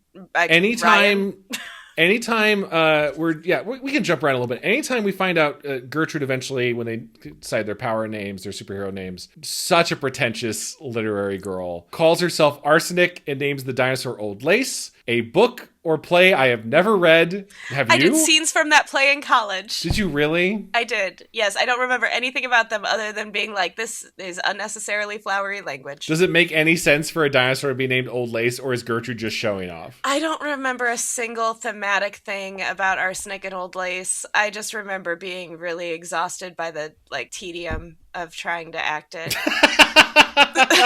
But that kind of fits for Gertrude then to predict sort of like a pretentious, it would be like if she named herself like Chekhov and the Seagull, like it would have been the same, like, oh yeah, that's a book. I love all the arguments between the kids of like, what are we doing with the dinosaurs? Our parents make their bad. Some important stuff is really interesting to track through all of this, like how much Alex is rationalizing his parents' choices without it feeling like very obvious how he's feeling. We're going to find him out later as not, copacetic with the rest of the group. I think it's really greatly woven though. Like, we should find out. I agree. We should investigate more. We should get more information. We go straight to the cops. We're just going to, they're going to not believe us, or our parents will just get out of jail. He's already smart enough to just know that. So they tell Old Lace, you got to stay here. Breaks my heart. This dinosaur is such a good character. The way it's drawn is such a sympathetic, like, you got to hide down here, girl. We'll come back for you. I feel so bad for Old Lace. Brian K. Vaughan, because of the ending of Ampersand's story, as soon as Old Lace showed up, I was just like, sir, if you make me cry over this animal, Ampersand the monkey from Why the Last Man has a great life and nothing wrong happens, and Ampersand's the key to all of this in that story. Brian K. Vaughan, if you make me cry over a fictional animal again, I will find you. I will tell you that Old Lace, unless there's something in the later series, nothing ever happens to Old Lace other than sometimes she gets like hit. And then which I still feel awful. Yeah. And we find out Gertrude also feels the pain because they're linked. Which made me feel safer as a reader, because I was like, well, at least we're not going to at least she's going to be very driven to not let this animal get indiscriminately injured, like Pokemon or something. Sure. Yeah. And like, Gertrude's very protective of Old Lace. Yeah. But there's a lot of like considering and rationalizing their parents, and some of them are out of town because like Caroline's parents are, I think, doing a reading in Broadway. We'll find out later. That detail of like her parents are sometimes out of town for long periods of time for things like, it did turn out one of them was a Broadway reading, but like an actor would like disappear to do some like rehearsal thing for like weeks on end. But it could also be like, they're aliens. They could just be in space. Like, yeah. Yeah, crazy. Aliens. We find this. I also like that this could get kind of repetitive if you're just doing house to house to house to house, even though there's a little bit of like, what's this kid's thing? I like how the Carolina one goes, where there's not much left to her other than like a will and testament with I thought this was interesting to do it. It's a paper with what do you call it? The medical symbol, the caduceus. It's a medical symbol, but a big old Ghostbusters no over it. Ghostbusters 2 no. A snake staff with a big Ghostbusters no. Yeah, Caduceus. Yeah, totally. Like why would there be a no over it? Carolina's like, well, I had this medical alert bracelet I've always had to wear my whole life. I guess you should take it off. Surprise! She starts turning into like a glowing, bleeding light color. It's really interesting, like only in a comic book effect, I think you could pull this off. Can I point out something that because this was my second time reading the book, and it did. Mm-hmm. I don't think my first time I realized quite how much Carolina's story was so tragic that the clue that her parents left her was like a pictograph that you would have left for like Charlie Day's character in It's Always Sunny in Philadelphia. I still don't think Charlie would figure it out. I think Charlie would be like, I guess I gotta kill all the doctors. Like that's what he would. But that's like what makes it so sad is that like when you reread how every adult talks about Carolina, not just her parents, but especially her parents. Oh, they think she's like dumb. Not in the room. Yeah, is almost like they talk about her like she has half a baby brain. Like that there's something fundamentally wrong with her when like in the story we have no indication of that. She's not dumb. She's very average. She's very normal. It's not like they're playing her to be a genius, but also like she doesn't need to be a genius. She's a perfectly capable person. And I really like that she somehow I guess she's not getting into acting. She's not a Nepo baby. This character in LA could be very annoying, right? Like she could be kind of like a Hilton, like someone that has just gotten so spoiled by her famous parents that she's like living in that life. She seems not that interested in it, right? She's like, my parents do acting, but that's not really for me. And she talks for a minute about like that she did want to be an actress. I think like when there's like one scene between the kids that is like, what did you want to be when you grew up before all of this was happening? And she says, like, I wanted to be an actress, but I don't think I want to have anything to do with my parents anymore. She doesn't, like, in the same vein that she's not, like, she doesn't feel like a Nepo baby would be written. Like I just get to know people for their value to me, like, professionally. She genuinely, like, just seems as nice as anyone else. She reminded me a lot of the blonde and Animorphs. Oh, yeah. Yeah, well, like, we got to keep going because Rachel starts going berserker at some point. But yeah, absolutely, Rachel. Rachel's a great comp. But, like, where she's not, like, you could have the, like, stereotype in the other direction of she's vain, she's pretty, she looks this way because she tries really hard to. And then you could have the other end of it where it's like, she's just blonde and nice. Yeah. No, these characters are really, I think despite kind of starting as tropes, I love all the dynamics of them, right? And I'm really genuinely happy for her when she realizes she can fly. She's almost like crying with joy. She's zipping around her parents' mansion at night. Why wouldn't you, right? But she also has like, from the like lived teenage girl perspective, she has these like, right before she realizes she can fly, she's freaking out. She's like, what is wrong with me? Why am I bleeding color? She's like, she's 1 millisecond away from a panic attack. And then she's like, wait, I can fly. This is the best day of my life. And then in the course of the story, she goes on from like emotional highs to emotional lows in a way that feels very like being a young girl and like trying to like manage all of your feelings and how the world treats you. Like she's that like her character's ability, because like we find out later she has a moment where she's sincerely like kind of suicidal. Not even kind of. Yeah, the moment later, we can come back to when it happens, but just while we're talking about it, yeah, that moment where Carolina seems to be having a gambit of like, I don't care what happens to me. I don't if the world's like this, just go ahead and kill me. And it seems like it was just a fake out. And then she goes, No, I wasn't saying anything. I fully believed it. It's kind of crazy the kids don't stop and go, whoa, whoa, whoa, whoa, whoa. Yeah. They kind of just move on. But that's so fucked up. That's so heavy. Yeah. But it feels also very true to that experience of like, because chances are to every other like teenager in that room, Carolina's got everything she needs to process that. Like from Gertrude's perspective, she's probably like, well, that's sad, but like, you'll be fine. Like, yeah. And it, not that that's true, like like the right thing, but it is how people treat it. Like when you are like a very, very deeply depressed pretty girl, people do tend to like, kind of like, all right, well, stand up, let's go. Like, and it is really sad for Caroline. Like, I really appreciate how she's written in a way that feels very observed instead of just, I don't know, exploited. Yeah, absolutely. And I think you're bringing up a good point in that obviously the events of this night are going to be some of the biggest moments of their entire lives, right? But what I love about YA stories, why I love to kind of write them so much, especially genre stuff, is it's such a great natural way to tell about like the things that seem the most important to you when you're 15. You know, your first love, your first failure, you know, your biggest hopes and dreams. It's not just that you're not cynical, but like it is your first one, so it feels like the end of the world, right? Oh yeah. And then you get to go, you know, what Buffy does, what all the Whedon stuff. But I mean, like any good YA story has a moment of like, actually, maybe it kind of is the biggest thing in the world, right? Like maybe you do have to fight against the enemies of your people, or you're going to die if you don't stop this because you are now part of the X-Men, right?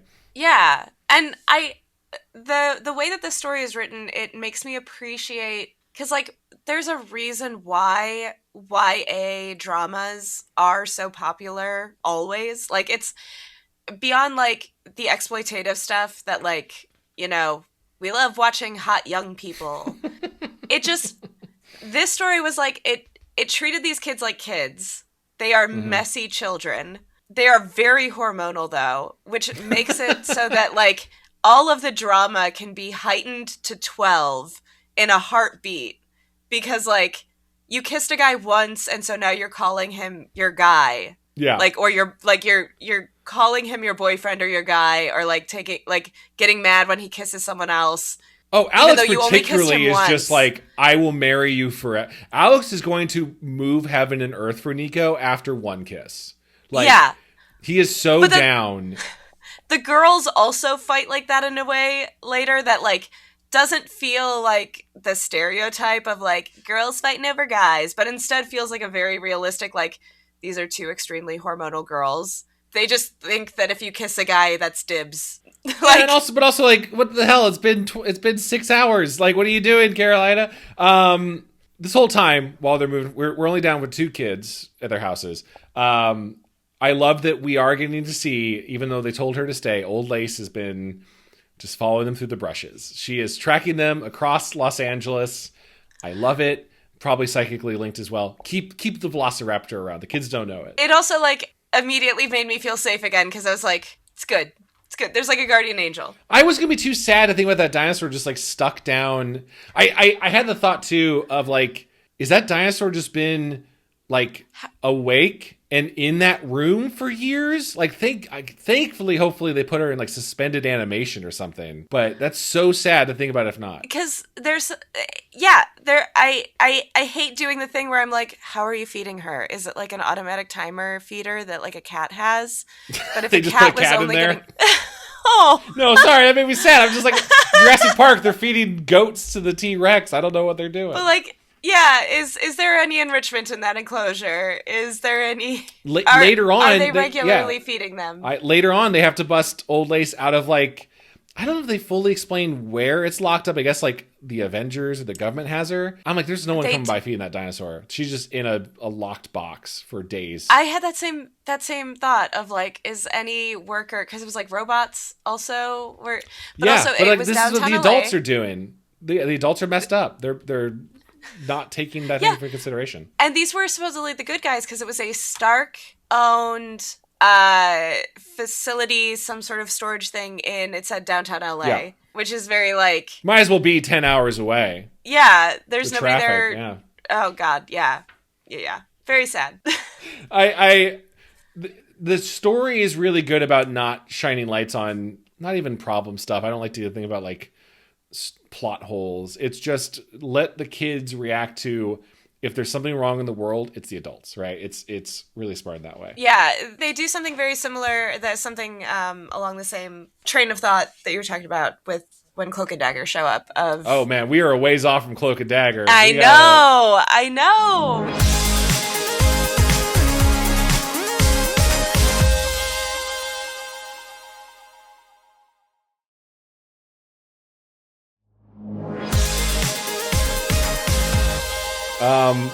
They get to the science house. Chase talks again about like, my parents work in the shed. They never let me mess around with it. It's just protected with a lock that Chase breaks open with a shovel, which is great. There's no like big ingenuity. I think it's just because they shows how little they respect Chase. Similar to they seem to talk down to Chase a lot. Yeah. We've seen the dad like punch Chase at this point. Probably the most abusive of the parents in that way. Of, I hate you, you're not a genius like me and your mom, you're not Mr. Stein sucks. I mean, they all kill people and are willing to blow up the world. Mr. Stein particularly is a piece of shit. There's a very it feels like a very intentional way to show different kinds of like evil and like how it is in person and behind the scenes. Like we see the Alex's parents, who are like, they seem like very like stern political folks. Yeah. We see the like... Business. Yeah, we see all these different kinds of archetypes in the parents. And Chase's parents felt very intentional to me of a very relatable archetype. I appreciated... It felt like there was a very intentional effort to show the different kinds of ways that like parents, or, I guess really parents have the ability to like be covertly abusive. There's the archetype of like the overachieving parents, the like Carolina's parents seem to like underestimate her to an emotionally abusive degree. Yeah. Chase's felt like a very relatable seeing the parents who like, when the first introduction we have to Chase is his dad hitting him. Yeah. And from those like opening panels, they seemed like a very like, for lack of a better word, a very white trash family. Mm-hmm. Like it almost seemed like they were in a trailer. And we come to find out like they are brilliant inventors. They have money. They are financially fine. They are apparently storing their stuff in a shed that's like a TARDIS is bigger on the inside than it is on the outside. Yeah. But also they're not splurging on like any sort of security or anything to like keep their sons safe from their secrets. Like they underestimate him. They don't see him as a threat in that way. They underestimate him, but also they're underestimating him in a way where it's like, dude, he was going to find his way into that shed one way or like he was going to find that before he turned 18 and they would have gotten mad at him for it. But also like fully their fault. That's a great point. It would have It's that sort of like it's almost like a financial abuse of like they could have put in the effort to like put actual locks on that. They could actually probably live a little more comfortably, but like clearly the parents don't care about Chase's comfort or safety. No, or the way I think he has probably the harshest clash with any of the parents, right? Like all of them are pushing back on some level of structure, even Nico's got a lot of like her parents are like really upset with like the gothic life she's changing, but it's still magic-y. It's still somewhat in that realm. Like Chase is such a polar opposite from his parents that you get why he is, I don't know if you'd say him like edgy. He's just kind of a little bit more of the like, he feels like the poor kid in the group, even though he's not, right? Like he just feels like I'm the most isolated, most independent out of everyone so far. But also like him having that feeling of being a poor kid, even though like his parents are financially fine, that's a form of financial abuse that is very like, man, I knew those kids. Like, nah, man, you don't need to be like having such like a skimpy lunch. I know your parents can afford better than that. Like, what are they doing to you? Like, why are you living the fact that he has a white van life? But he chose I totally agree. He chose some of this too, I think, to also push back against, right? But it does feel like he's not being like he could have all of the financial advantages of Carolina and like be living in a like a cleaned McMansion, but like it did have a vibe of like they're just not prioritizing comfort, but rather prioritizing like their weird hobbies. Yeah, I mean, and all these, it's totally right. All of these parents have this, will learn that they are essentially prepping their children to inherit a doomsday, right? I don't want to get too far into because that's a whole giant discussion. It's this sort of like really toxic form of parenting of like, by being harsh and strict, I'll make you better. Or likewise, I don't think you're ready for this yet, so I'm really mad at you. But it's impossible standards. And also, these people all suck, right? Like, the versions they want them to do, it's not like if when Uncle Ben, to use another Marvel character like Brian K. Vaughan did, when Uncle Ben or like Aunt May's disappointed in Peter, they're wanting him to be a better person. These parents are all trying to get their kids to basically be like, we need you to take from society and humanity whenever you need to. Yeah, it felt very relatable. I especially going back to like Nico's comment to her parents of like, you take me to church every Sunday. Like, I had that conversation as an adult with my own parents of, you took me to church every Sunday. Like, why are you acting like this now? That feeling of like how parents present on the outside and how you eventually learn what they are. Yeah. Is nailed in such a like, it's the fact that like we get it in like such a like a, you know, instant for these kids. Yeah, as opposed to the slow burn you get as an adult. Yeah, or I can't recall the exact moment, but that point in your teenage life when you realize your parents aren't right about something, like when they go from infallible, oh, they always have the right idea, to the point where like they're pushing back on something, but I objectively know this is wrong. And the same level of assuredness they had before, you're like, oh fuck, have they been like idiots? Not idiots, but like, oh fuck, like yeah. It's a huge moment, and I think in a kid's life, that moment of discovery. And not to jump ahead too far, I'm sure we'll talk about it more in part 2 when we find out like why the parents are even doing what they're doing. It's more relatable, not relatable. It's more understandable, I guess. Well, even the horror of it I felt it ring more true, like, from, like, just an existential horror of, like, some of these kids are almost having to confront a, like, what do you mean you didn't have me because you wanted me? Or, like...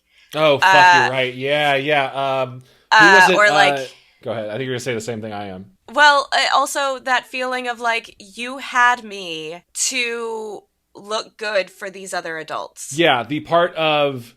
where the kids get a chance to kind of see the flashback of how their parents became the pride, and there's a lot more of like regimented and strategic versions of, we'll have kids to inherit this world we're making in our empire, so to speak. And yeah, Carolina reads a story about how her parents were like, well, it would be great for our star profile to have a kid. And again, just Carolina's like, they had me for People magazine, like. Poor Carolina's going, like, has so much shit with her parents. They all got issues, but, oh, yeah, and Carolina's great. Gertrude's, like, she doesn't seem like she has to confront it because it seems like she's already aware of it, like, when the story begins. But, like, the story really makes it clear. Her parents were just going along with what the other parents were doing, too. Like, they had a kid because, like, that's what we're doing now. Yeah. And, like, she's definitely treated like that by every adult in the story. Parents all hate Gertrude the most. I think, and it kind of reflects to, like, maybe she's not is standardly pretty. She seems like more of an outcast, right? Like, she doesn't seem like a supervillain in training compared to the other kids, and they like hate her. She's written in a very relatably autistic coded girl way of like, she's pointing out patterns she's recognized that other people find inconvenient, and she's right. Like, she's correct. She is correct, and like everyone's a dick to her because of it. And she's very. I would go to war for her. It sounds like Gertrude's your favorite out of the group. If I had to pick a favorite, it would probably be closer to Molly or Nico. Yeah. We haven't barely talked about Molly because she's asleep right now, and Molly's one of my favorites too. Molly's great. Well, Molly's also an archetype that I appreciate.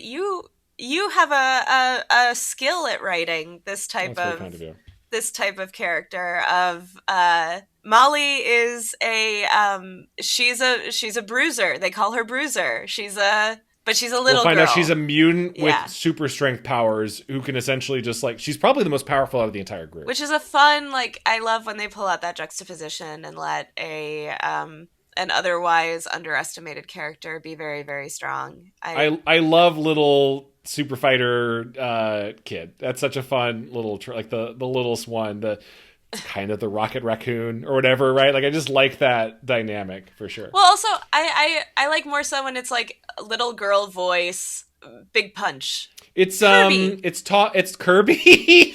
It's Toph from Avatar, right? Yeah. Like, it's the least assuming. It's also Rock Talk. Oh, Rock Talk from Star Trek Prodigy. Even though Rock Talk's almost like, it is. Rock Talk's where it's slightly different, where you like see a giant bruiser, right? I think in the first episode, Dal is like scared of Rock Talk because they can't talk because of communications are down. So they assume they're like a gigantic warrior. No, it's like the sweetest little girl who wants to know about science. But totally. That's what's true. I appreciated about Molly's character too, of like, she's fated to be a like bruiser. She's fated to be the big punch. But she wants to be a princess. Yeah, Princess Powerful, I think that she wants to call herself. It comes back up. A Bruiser's probably her main name, but yeah, Princess Powerful comes up affectionately too. It's like, she just, that like, I still want to be pretty. Like, we all, like, it's great that she can punch good, but also she's 11. Princess. She would have loved Frozen if Frozen had come out, right? She's still into that stuff. There's a small moment of teenage hormones while they're going through Chase's lab. Chase gets some X-ray goggles and sees Nico and Carolina in their underwear. That's right. I appreciate that he doesn't linger on that. No, it's just a quick little, like, I don't know if you call it like teenage escapism. Like, these would be the young teenage parts of the Wish fantasies. You could see the hot girls in their underwear for a moment. You know what? Also, to the character and the writer's credit, Chase discovers this very early in the story. He then proceeds to forget about it entirely. Yeah, I kept thinking he was going to use it later to like look through a wall and get some... No, he never uses the X-ray goggles again. Literally, he remembers in a moment when like they could have been useful for exactly that purpose, but like the moment has passed. It was like he remembered it once to be, but like also he's not enough of a perv to remember that he has this tool. Yeah, so he's really true of heart. I love Chase. Again, these are like kind of archetype or story beats. It's not seen a lot. I love the idea of person who's not necessarily super smart finding super tech, right? Like the Ant-Man story that the Paul Rudd movies are based off, right? Is like, he didn't invent the Ant-Man suit, he stole the Ant-Man suit.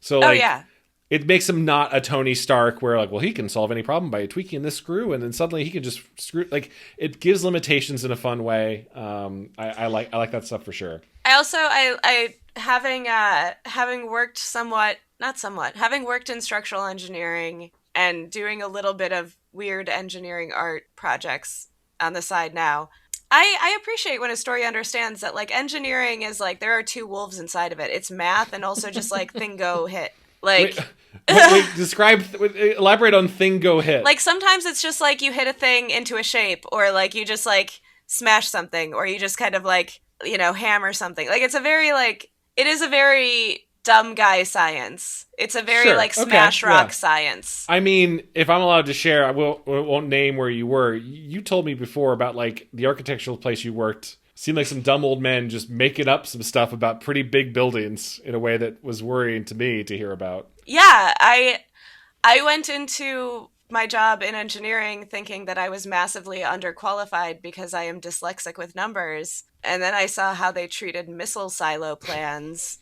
And I was finding errors in their stuff. Like, that's crazy. That's... Yep. No, give them millions of dollars in... Yeah, I just appreciate when other people understand, like, sometimes engineering is math and sometimes it is smashing rocks together. I think Chase is an interesting parallel to that. I wonder how much that was bringing Vaughn's attention.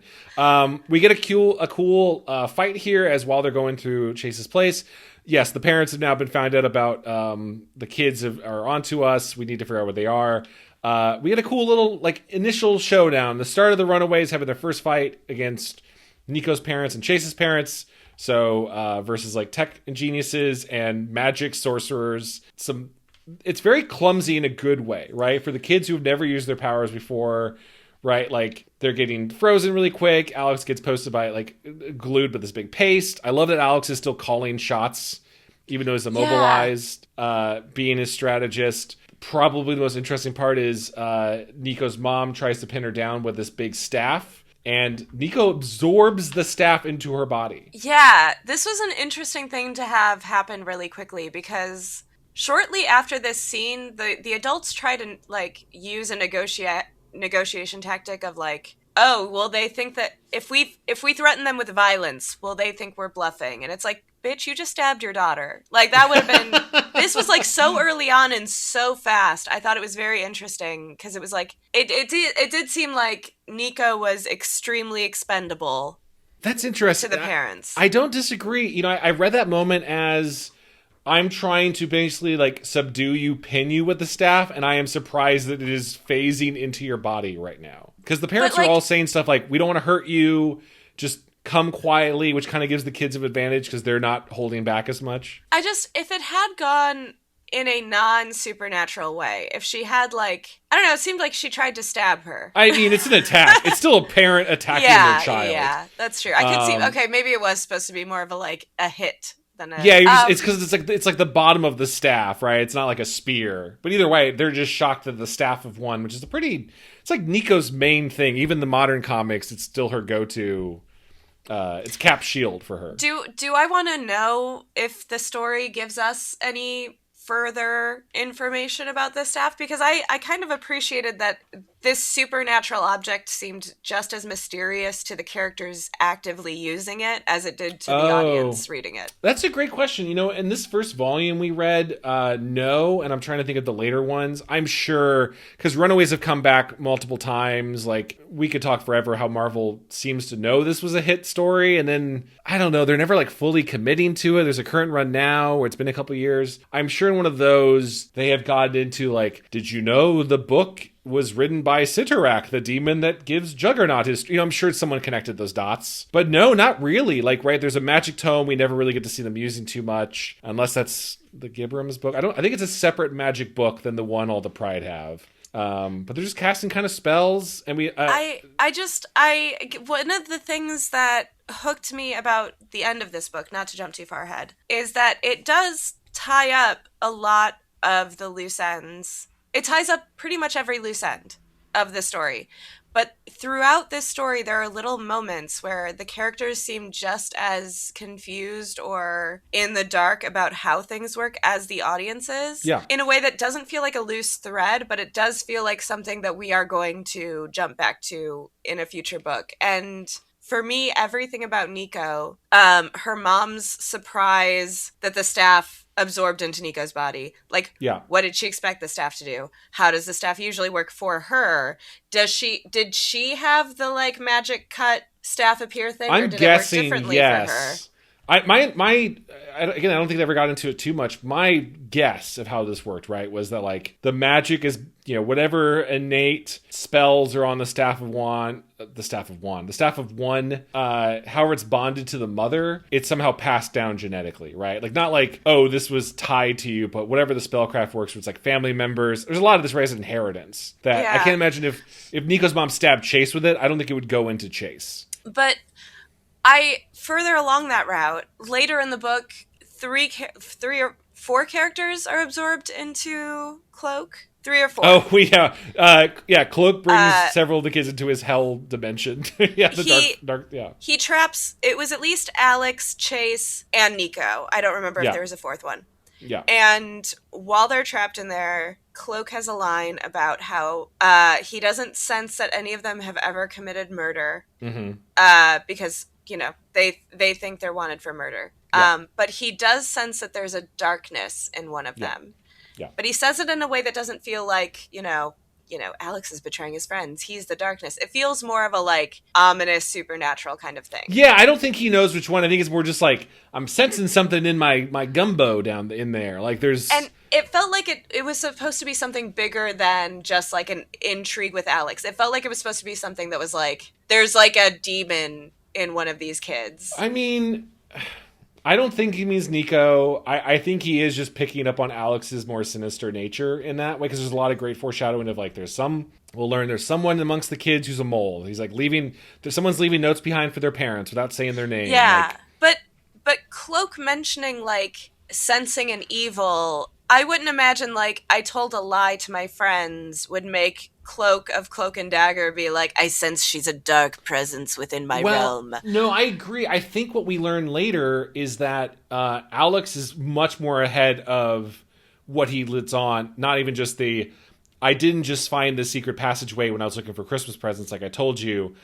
I came down last year during the last party and have already known my parents sacrifice people. So I've been spending a year like sneaking down there. I think he'd already started to translate this tome that all the parents have that is like the history of the pride. I think he's already like pretty well aware of what's happening going on. Like, so there's more than just, I'm lying. He's like, I think he's ready to do some murder. But being a scheming little bastard still feels like a different thing than like, I sense a darkness within me. Like, I only get hung up on that particular line because there's also a reoccurring theme of every time, if you flip to any of the pages, I think most of them, whenever they show Nico's face when she's activating her power, when she's like cutting herself and drawing the thing out and saying the little creepy line. Yeah. When they show her face when she's doing it, she's got evil face. I mean, that's just are you implying that Cloak senses Nico's power? I mean, it's clearly not like angel powers. It's not like God blessed her.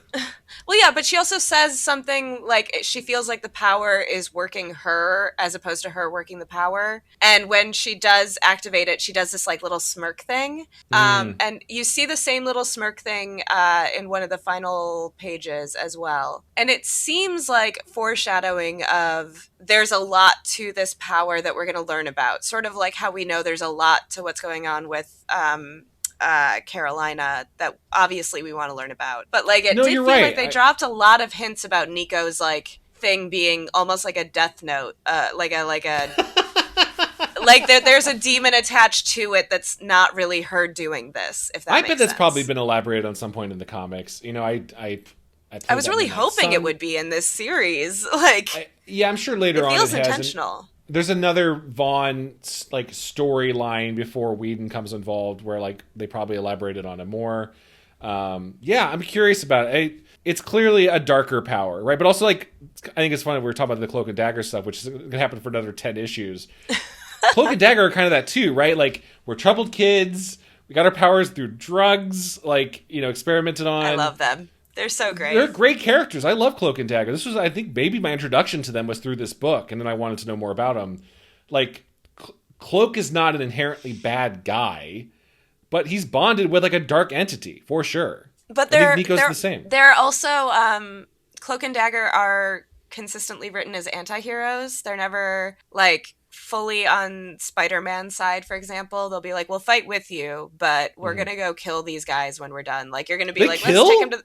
Oh, they cut throats? They're, because I was a huge fan of Cloak and Dagger specifically. I love them.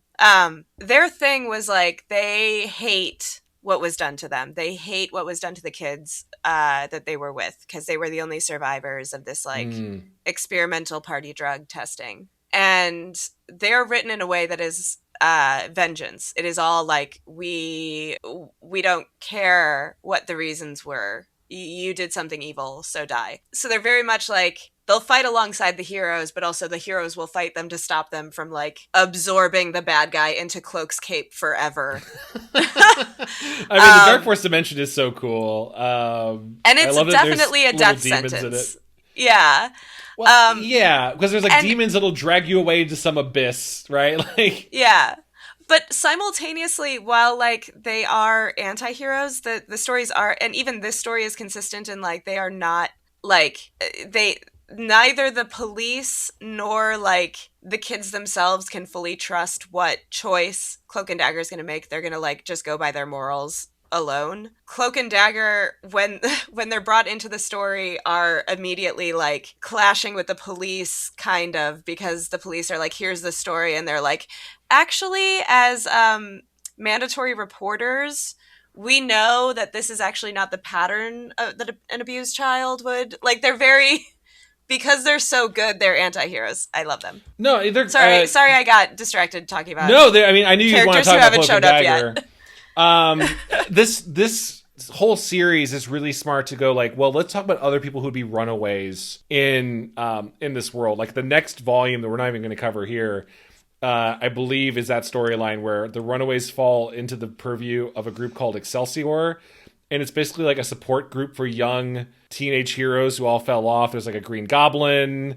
There's like Darkhawk. These people are all like, we're adults now. We're in our 20s and 30s. But we all kind of essentially like fell off the wagon or got on the wagon. I always forget which one is which. And then they see the runaways as like, that's us 10 years ago. We gotta, the same way Cloak and Dagger kind of reach out to them. Like, we totally get what it's like to be teenagers on the streets. Like all these different Marvel characters are trying to imply or impress their own lives on the kids in interesting ways. But also philosophically, like I love rooting for Cloak and Dagger because like the way that they do choose in this story to, interact with these kids that they know need help. Ultimately, their way of helping the kids is being like, you know what's best for you. Go hide in your cave. We'll go get back up. Like, oh, I know. Like, I feel so bad. We're getting ahead. We can't talk about the I know we're getting ahead, but like, hey, man, Cloak and Dagger, they're the teachers that you wanted to have in high school. Sure. Yeah. No, I'd be fine with that. Yeah. Yeah, they clearly respect these kids and are more mad at the adults that would give them drugs. Gertrude's got a little 2000s feminism, though, where she's like shitting on Dagger for having like a little bit of skin revealing. It's just like, come on. That's internalized misogyny. That's just... Sure. Dagger is a dancer, so she can wear whatever she wants. So the kids get out of their fight. It's really rough. They get away. The parents fully know their kids are going rebel on them. I did love that small detail. We'll keep moving past it where the Chase's parents are like, Chase, put down those gloves. And wishing himself like, oh my god, he's got the fistigons. If he knows what to do with those, like he clearly accidentally grabbed the coolest thing that are these like big metal hands that also, he eventually can shape fire with. Yeah, can we talk about? He realizes that if he practices and tries hard with these gloves, like the thing that his parents were afraid of, like if you understand how to use them, you could shape fire. He also kind of immediately forgets that. Like he doesn't really. No, but later on, you know what it is? It's Fry in Futurama with the hollow recorder. Yeah! Like, it's like whatever on his mind he could use. At some point, he's like, well, get a load of this. Yeah! And it's like a little stick figure in fire with like a sword. But he keeps getting too distracted to actually practice it good. Like, you could do such amazing things with that, but instead you're just going to have stick figures and shapes. I love it. I love Chase. I love that becomes this like iconic weapons, these big metal... I'm always a sucker for like... anyone with big metal punch fists, like Vi from Arcane League of Legends. Give me big old metal punch fists. Okay, they were a fun. They're a fun. I wish they got used more, but I also understand you can't go too hard on the metal punch fists because this is all like first. Yeah, I mean this has been less than 24 hours. They're all figuring this stuff out a little bit. Yeah. The kids get reached over because they realize their phones can be turned on. They should have got rid of their phones immediately, but they get a message from Gertrude's parents basically saying like, you're going to turn yourselves in right now because if not, we are going to kill Molly, who we see is fast asleep. The psychic mutant parents are essentially holding her in a like dormant state, and the Gertrude's dad has a big axe poised in front of her.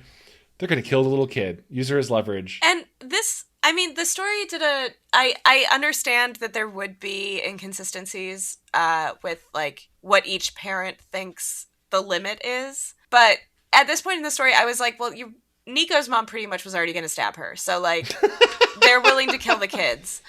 I don't think they want to kill them right now, though. I think they do want to keep them alive for their big plan. But one of the parents does mention, like, we always considered Gertrude expendable. Yes. Like, even her own parents consider her expendable. Did they? Was it the Gertrude's parents that said that? Because I know the other parents were like, oh my god, I've been wanting to punch your ass for a long time, kid. It wasn't Gertrude's parents who said it, but the other parents did say that even Gertrude's parents said Gertrude is expendable. That sucks. Which we can't trust that, but, like, I think it was said in front of Gertrude. So, like, it is very, that you know. They all kind of basically see Gertrude as the not popular kid, even the parents, right? But it does put this big question mark over the scene of, like, I believe that, like, maybe half of the parents in the room were like, obviously, if the kids don't show up, we'll kill Molly. And then the other half were like, obviously, we're not going to kill the middle school girl. Like, no, it's all a bluff for sure. I mean, especially like Molly's parents are the two of the people there. They're not going to let it happen. But it did seem like half of the other parents were like, obviously, we will. Like, there did seem to be a disconnect of like, especially like the alien parents and like. Well, later on, the alien parents are totally down to kill any humans, right? Like, yeah. I think the only ones they ever kind of like are the mutants, because to them, even though they're human, they're like not better part than of the humans. rest of the planet. Yeah, absolutely. But no, I think these initially, it's Molly's parents and Gertrude's parents holding Molly hostage. Like, they're not going to fall for that bluff, right? And then Gertrude's mom is very point to like, well, they have seen us kill a girl already, so they'll probably fall for it. Yeah. You notice the very subtle detailing, by the way, that Molly's asleep and she's holding a stuffed animal. What is she holding? It's a stuffed animal of Goop, who is a weird ecstatics X-Man that's just like a floating green potato. I did not catch that. I hadn't noticed it this time. I was like, oh, foreshadowing what she is going to become. Speaking of that foreshadowing, I did think that this was clever writing of Molly's plot up until this moment. Wasn't even just that she was a kid that everyone was trying to protect from like the knowledge of a girl got stabbed. But all the while this is happening, Molly, this middle school girl, has been trying to get any adult to tell her what is happening with her body. Oh yeah, she's been talking about like periods and like, but like that's the assumption is even smarter, is like as the reader we're like, will somebody sit this girl down and explain to her what a period is? Yeah, Gertrude's like, we'll tell you later because we're running for our lives. But yeah, absolutely. Yeah, even her parents aren't telling her and haven't told her, which is insane.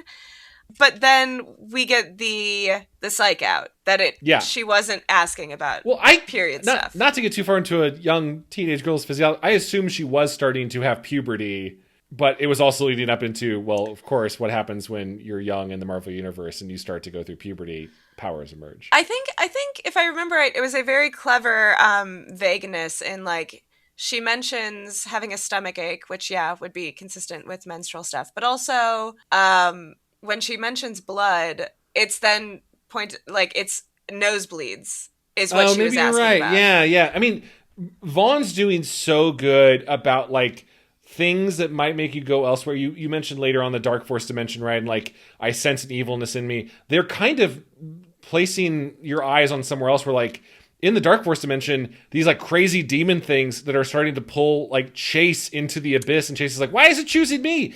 It's like a misdirect that chases the mole.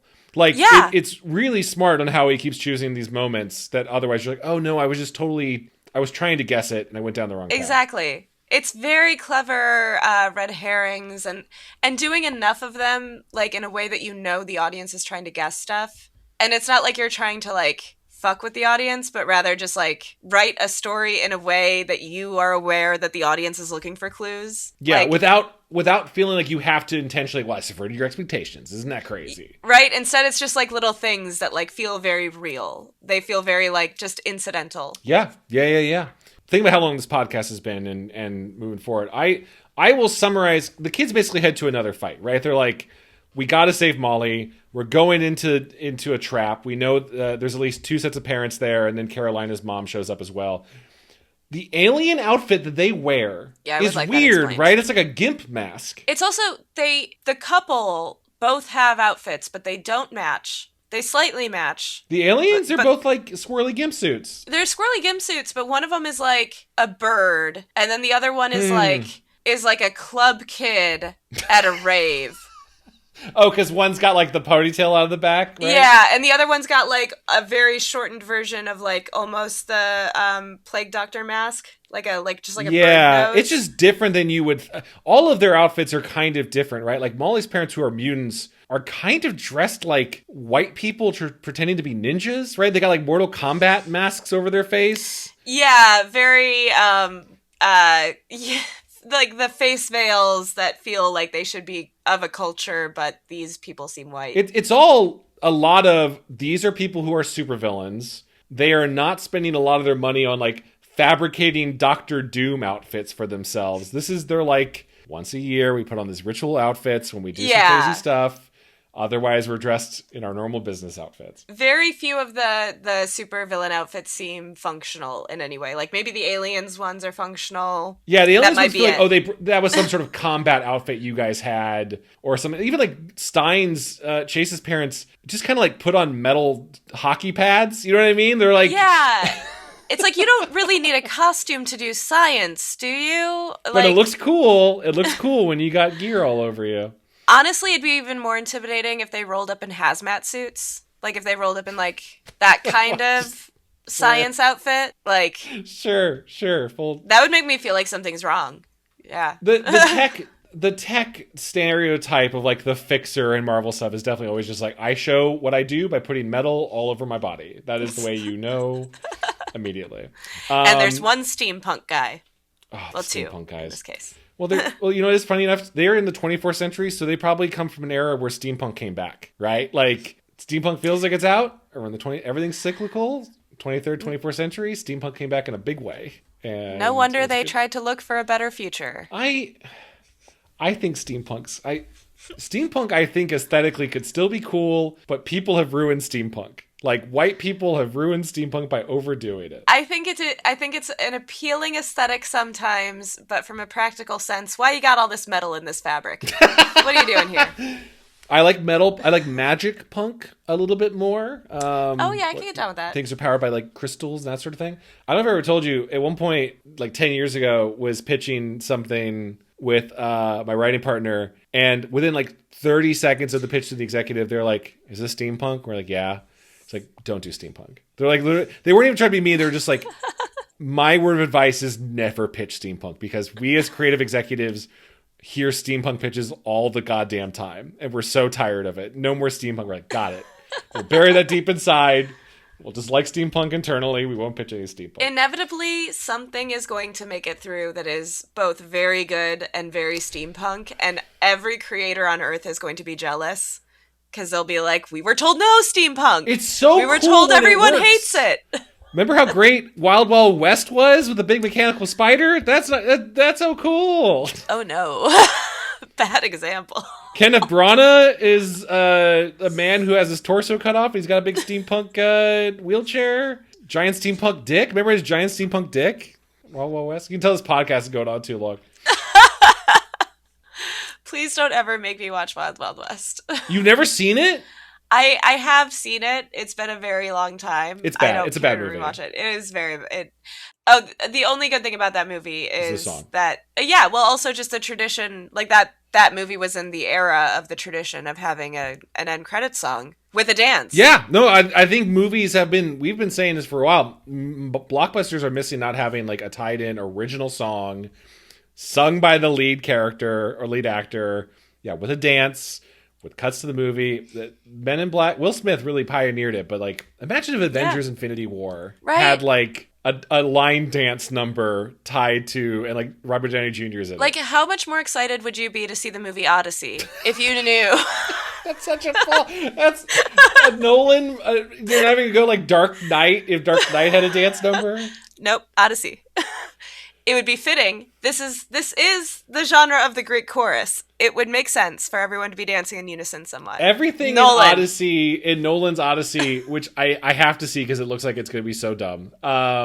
It looks like it's sad and somber and no one's having a good time. I know that I could get everything that I would want to get out of an Odyssey type movie out of just rewatching Troy. So Troy, I'm not a fan of Troy. Troy stinks. Troy thinks Achilles is the protagonist when Achilles is the dumbest fucking guy in that story who gets what's coming to him because he's too cocky. I hate Achilles. But I hate Nolan's aesthetic choices more than I hate Achilles. The only good part of Troy... I love the aesthetic choices of Troy. I don't remember any aesthetic choice other than just wearing leather. The only cool part of Troy is that one action shot where Brad Pitt as an Achilles does this like...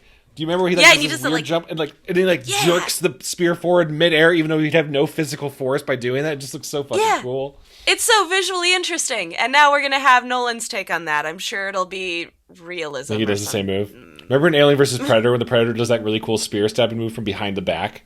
He does like a 360 dunk, and he like stabs the xenomorph with the spear behind him. It's fucking cool. I know describing shots of visual things on a podcast is a good idea. Also, what movie was that referencing? The first and only Alien movie you had seen when I met you, Alien versus Predator. I was gonna say, wait, did you just reference Aliens versus Predator? It's the only good part is when listeners, if you know what I'm talking about, hit me up. It's a fucking sick move the Predator does. It's like a 360 dunk into the xenomorph's head. It's fucking cool. I'm sorry. I'm just used to being the only one in our relationship that references Alien versus Predator. It was so nice to finally show you a better one than that. So we've gotten way off of the Runaways. No, so the kids, we gotta wrap this up. So the kids attack the house. They use good strategy over like, well, my powers don't work on my parents, and old Lace won't attack my parents because they're genetically trained. Great, Alex strategist doesn't slip swap. You hit them. You attack them. Surprise attack. I think the kids are still losing until Molly is woken up. She starts to get that nosebleed. She talks about like something's wrong with my body. What a surprise.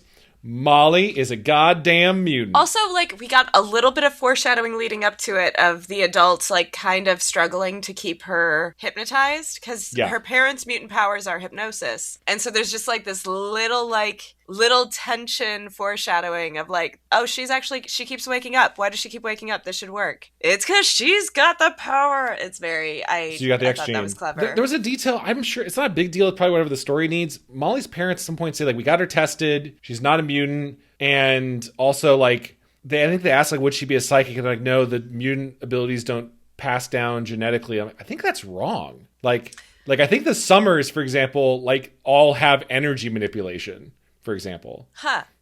I do remember when they talked about it, it seemed like a very throwaway, like, just vague enough of, like, we tested her for the X gene. Yeah. Which... didn't get it. Yeah. Was probably, like, well, you test her when she's a baby and it wasn't, like, activated. You would think the X gene would be there, but also, they missed it, right? And, like, where are you going to go? You're going to go to Cedars-Sinai and be like, can you check for the X gene? By the way, we're not mutants. Yeah, and it's not even implied that her parents are doctors in any way to be doing that themselves. No. Yeah. Also, I'm sure this is how it works because psychics seem to be drawn to each other. It's so funny to think that they are both mutant psychics who are like, I really like the cut of your jib. I like your style. We should get married and kiss. There is an interesting element to their relationship that is, I think, hinted at in like 2 or 3 parts. They refer when they talk about Molly's being tested for mutant powers.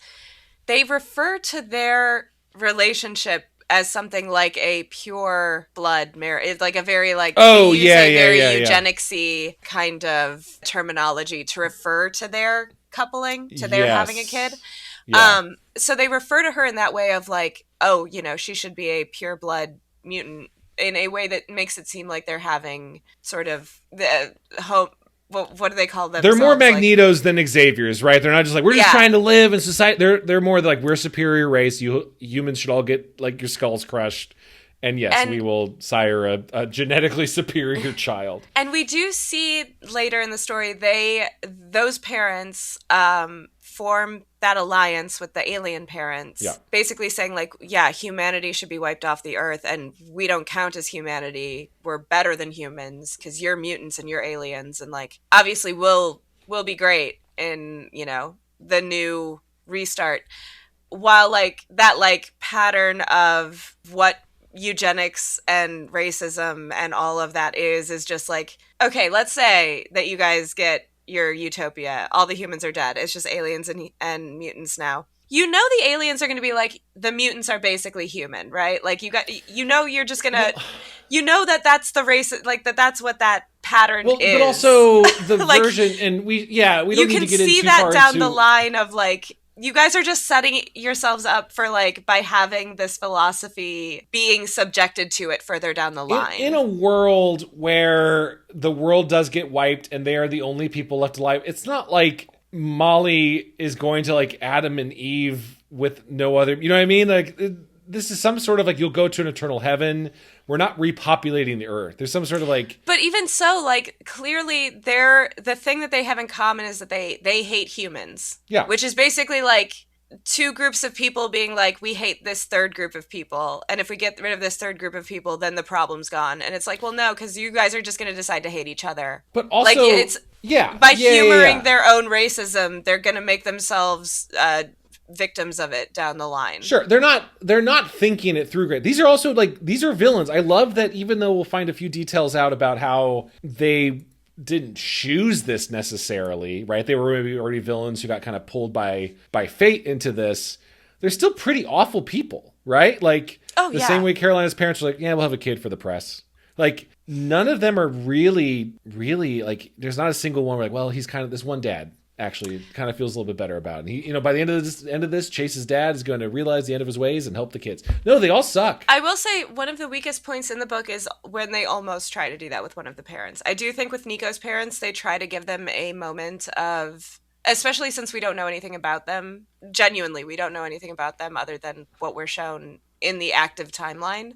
Yeah. They have a moment at the end where they save their daughter, and their daughter even has a like, no, I'll die for you. You're still my parents. And to me, that was the weakest point because it felt very like, well, why? Why are these parents special? Do we ever find out? Like, are they actually special? Or was this just a moment of heightened emotion? So they said these things. Or were those parents actually good people? Yeah, I know what you're saying. I think I do appreciate like Braun's ideas. Like maybe you would start to realize your parents aren't great, and then how would you push back on it? The kids kick their ass. Like they get the best jump on them. I think they defeat 3 groups of the parents.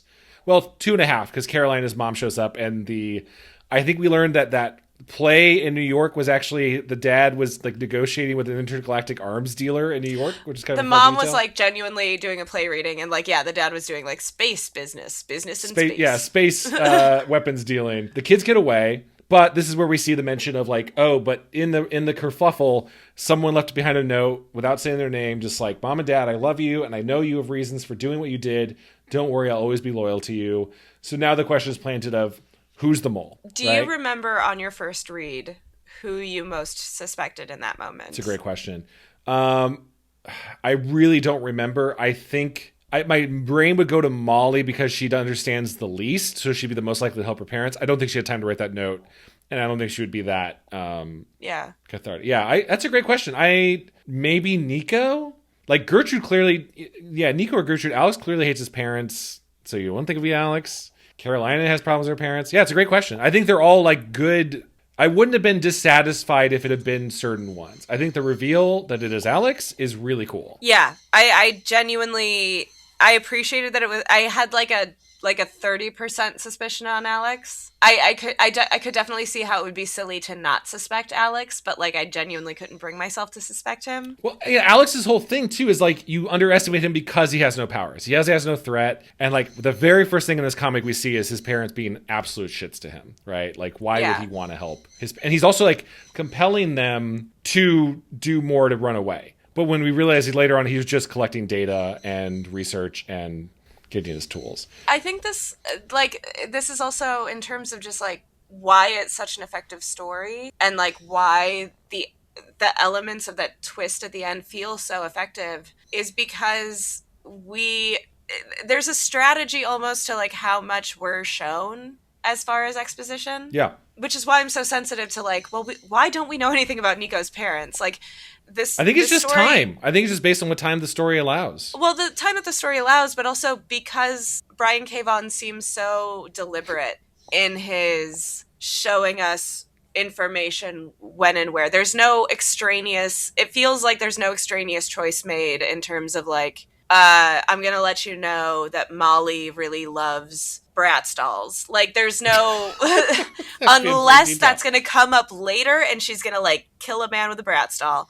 No, it's very efficient in that regard of what you need. But again, I think to the parents, like Gertrude's parents, yes, we know they're time travelers and thieves. I don't think we really need to like, we know their time machine broke at some point, but we never find out how. Yeah. And, like but part how of the Steins met each other. Yeah, go ahead. But part of the reason why we trust inherently Alex as our main character and our hero in the story, and like we don't, at least I didn't put a lot of eggs in the basket of him being the mole on my first read was because we're shown such strategic and relatable moments from him. We don't see him really be an asshole until like the very end of his story. Yeah. And we only really see him. It's almost like how a narcissist only lets them see that unmasked version of themselves in strategic places that it is advantageous to them.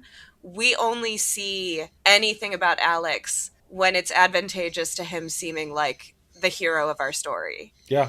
Yeah, I totally agree. Alex is great. I think just to wrap up this part of the story, and we definitely need to do another episode to cover all of this because of how far we got into it. Sorry, I kept getting distracted by wanting to talk about how much I love Cloak and Dagger. We didn't even get to the Cloak and Dagger I know! The kids run away, of course, to a cave that Chase used to go to. I love that he put up a fake like gamma radiation sign to keep people out. It's like an abandoned... Real smart of him. Yeah, real smart. He's a clever dude. It's like an abandoned, crushed hotel. Very cool hangout, like hideout for a new group of superheroes. The kids quickly gather, like, you know what? I guess we're superheroes of sort. We should get some code names. I think this scene sometimes is a little eye-rolly about how, like, well, what should we call you? Wheels, Professor? You know what I mean? That kind of like we're embarrassed by it. I love it. I love that Gertrude's like, right out of the gate, Old Lace. Don't worry about it. None of you kids will know what I'm talking about. I'm Old Lace. My dinosaur's called Arsenic. Such a pretentious name. Oh yeah, but also like knowing, thinking back to when I was early high school, any opportunity to do this with my friends would have been just as cringy. Like we're about to. Oh like, sure. Like thinking back to like middle school Chad or early high school Chad. If he was like naming himself after a superhero, like what do you think your like? Well, I told strong reference point be. I think I told you at a Bible camp where we mentioned this on the pod a long time ago. At a Bible camp, I realized all these kids didn't know who I was, so I told them all my name was Chopper. I love you so much. I love you. Because there was a rapper on Making the Band whose name was Chopper. I thought that just sounded cool. And the kids, it was reinvented. Everyone saw me differently that week. The boys thought I was cool. The girls had crushes on me. The counselors would cheer for me as I was building this house, calling me Chopper. I'll never be as cool as I was that week. Probably that. Do you have a superhero name you would go to? Oh, at that age, I probably would have picked something deeply pretentious. It probably would have been something like Godot. Jesus Christ! Or like, yeah, you would have been Godot. Or like Nancy Drew. Just call me Nancy Drew. Both very cool, very distinct to our personalities. By the way, I think Gertrude, totally who Gertrude is as a person, is the one to go, I need a code name because Gertrude was basically the name my parents gave me. It's a little bit of a white person going, that's your slave name. It's fine. She literally calls it that. I think that is hilarious in that a privileged white girl would absolutely do that. She says to the black kid, that was my slave name. That is I know. No one calls him on it. That's too real. That would happen. It felt like a thing a kid would do.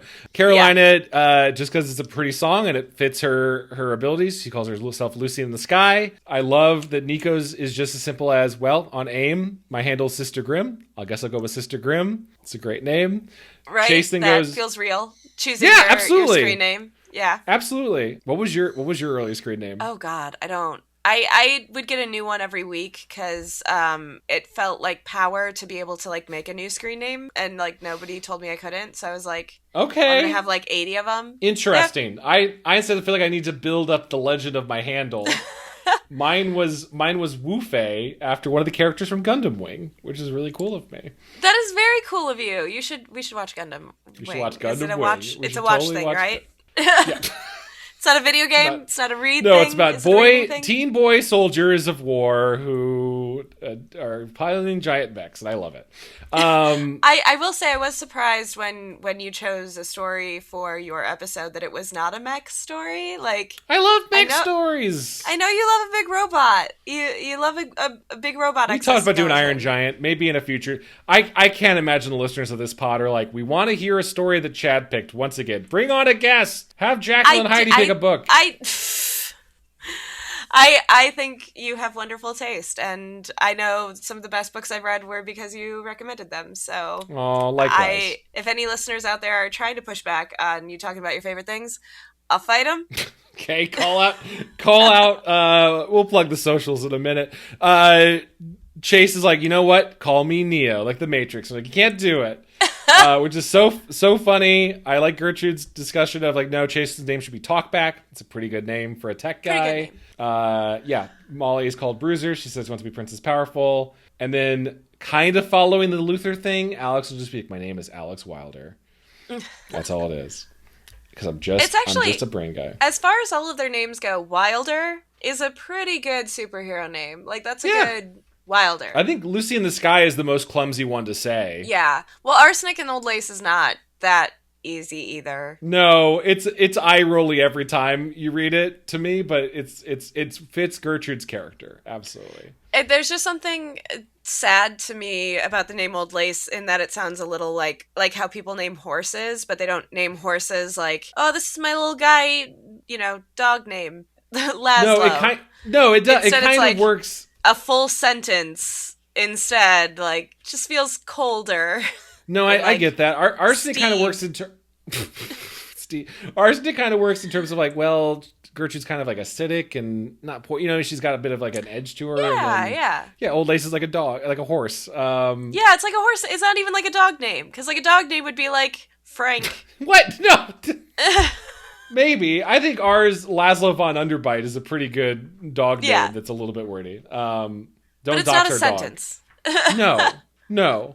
I think you're talking about the and. The and part is it's adding to it. Yeah, a little bit. So the kids all decide, you know what, maybe we can be better than our parents. We can go fight crime. It ends on kind of a great line of Alice going like, what's the alternative? Arsenic, being an adult. That means turning into the people who raised us.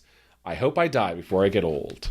End of issue. I thought that was a very effective little cliffhanger that they had. I did notice, I believe at the end of the next issue, they mirror that shot. Oh, with the pride. Yes, absolutely. Yeah. I understand what you mean. Yeah, the pride. Because that last page is all of the Runaways looking at the camera. I think in Brian K. Vaughan's mind, he'd only written like 6 or 7 issues before it became a big hit. I think in his mind, that's the end of the comic. Is like, well, I mean, if they want to do more, awesome. But I think this is just like, this is the tease of the story. The heroes have all come together. This is the formation of the Runaways. They all have code names and powers. You could stop there and tell the story again later. Thank God he got to write a lot more after this. Yeah. It is a very like effective. Yeah, makes me want to keep reading about these kids. We will read about them more. I think we're going to have to just make this a multi-part episode, Jakylln Heidi, because boy, oh boy, this is a long record. Hopefully we didn't go too insular play-by-play. I feel like there's so many moments we could have talked about.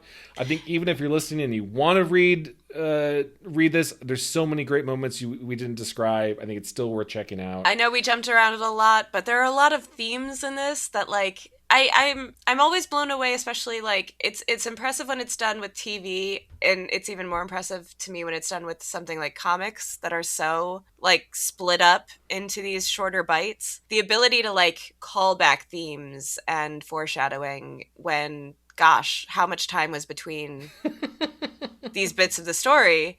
It's really impressive. I think he's a very talented writer, and I understand why this book has resonated with you so much. I'm really glad I got to enjoy it with you. We will do a follow-up episode for this, at least one more part, because I picked a hell of a tome to read. I think it is kind of a continuous story, so I get why I wanted to do all of it. If you enjoyed this episode, stick around for the next one. Smash that subscribe button if you haven't already. I want to save kind of the longer deep dive into what this story meant to me and final thoughts on that until we finish it all, because I think there's a lot I want to still allude to we haven't covered. But yeah, I think this is a great primer into it. If you're listening, please read this and then read ahead. We're going to go all the way through volume 1. You'll come to a very natural conclusion of where this story ends. If you need help, it's when the kids reach the leapfrog machine and leave LA. You will understand where the story ends.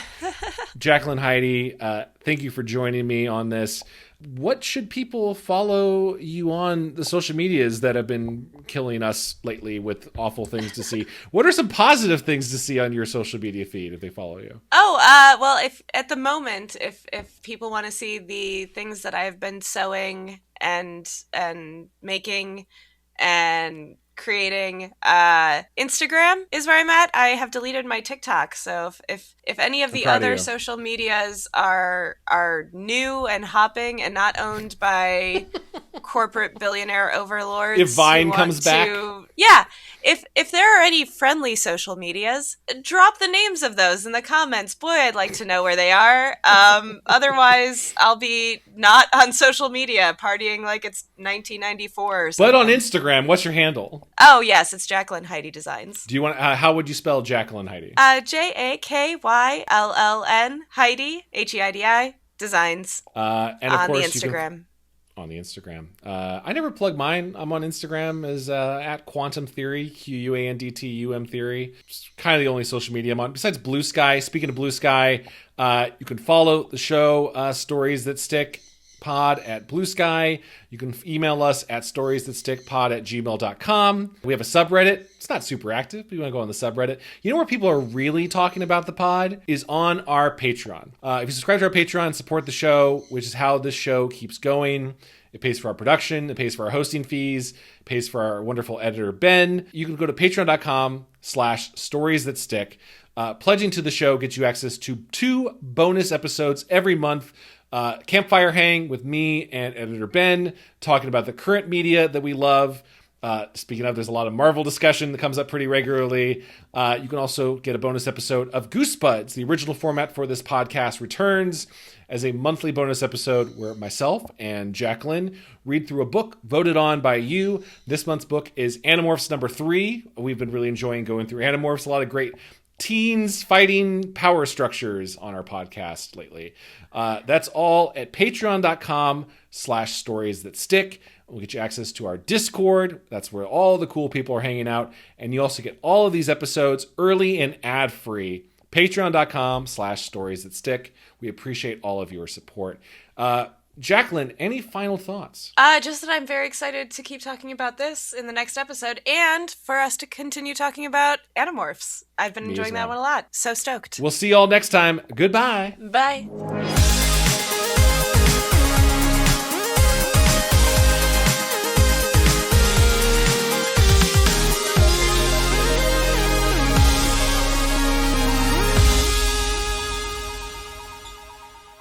This episode of Stories That Stick is brought to you by our wonderful supporters from the Patreon, especially those recognized in the Book of Names.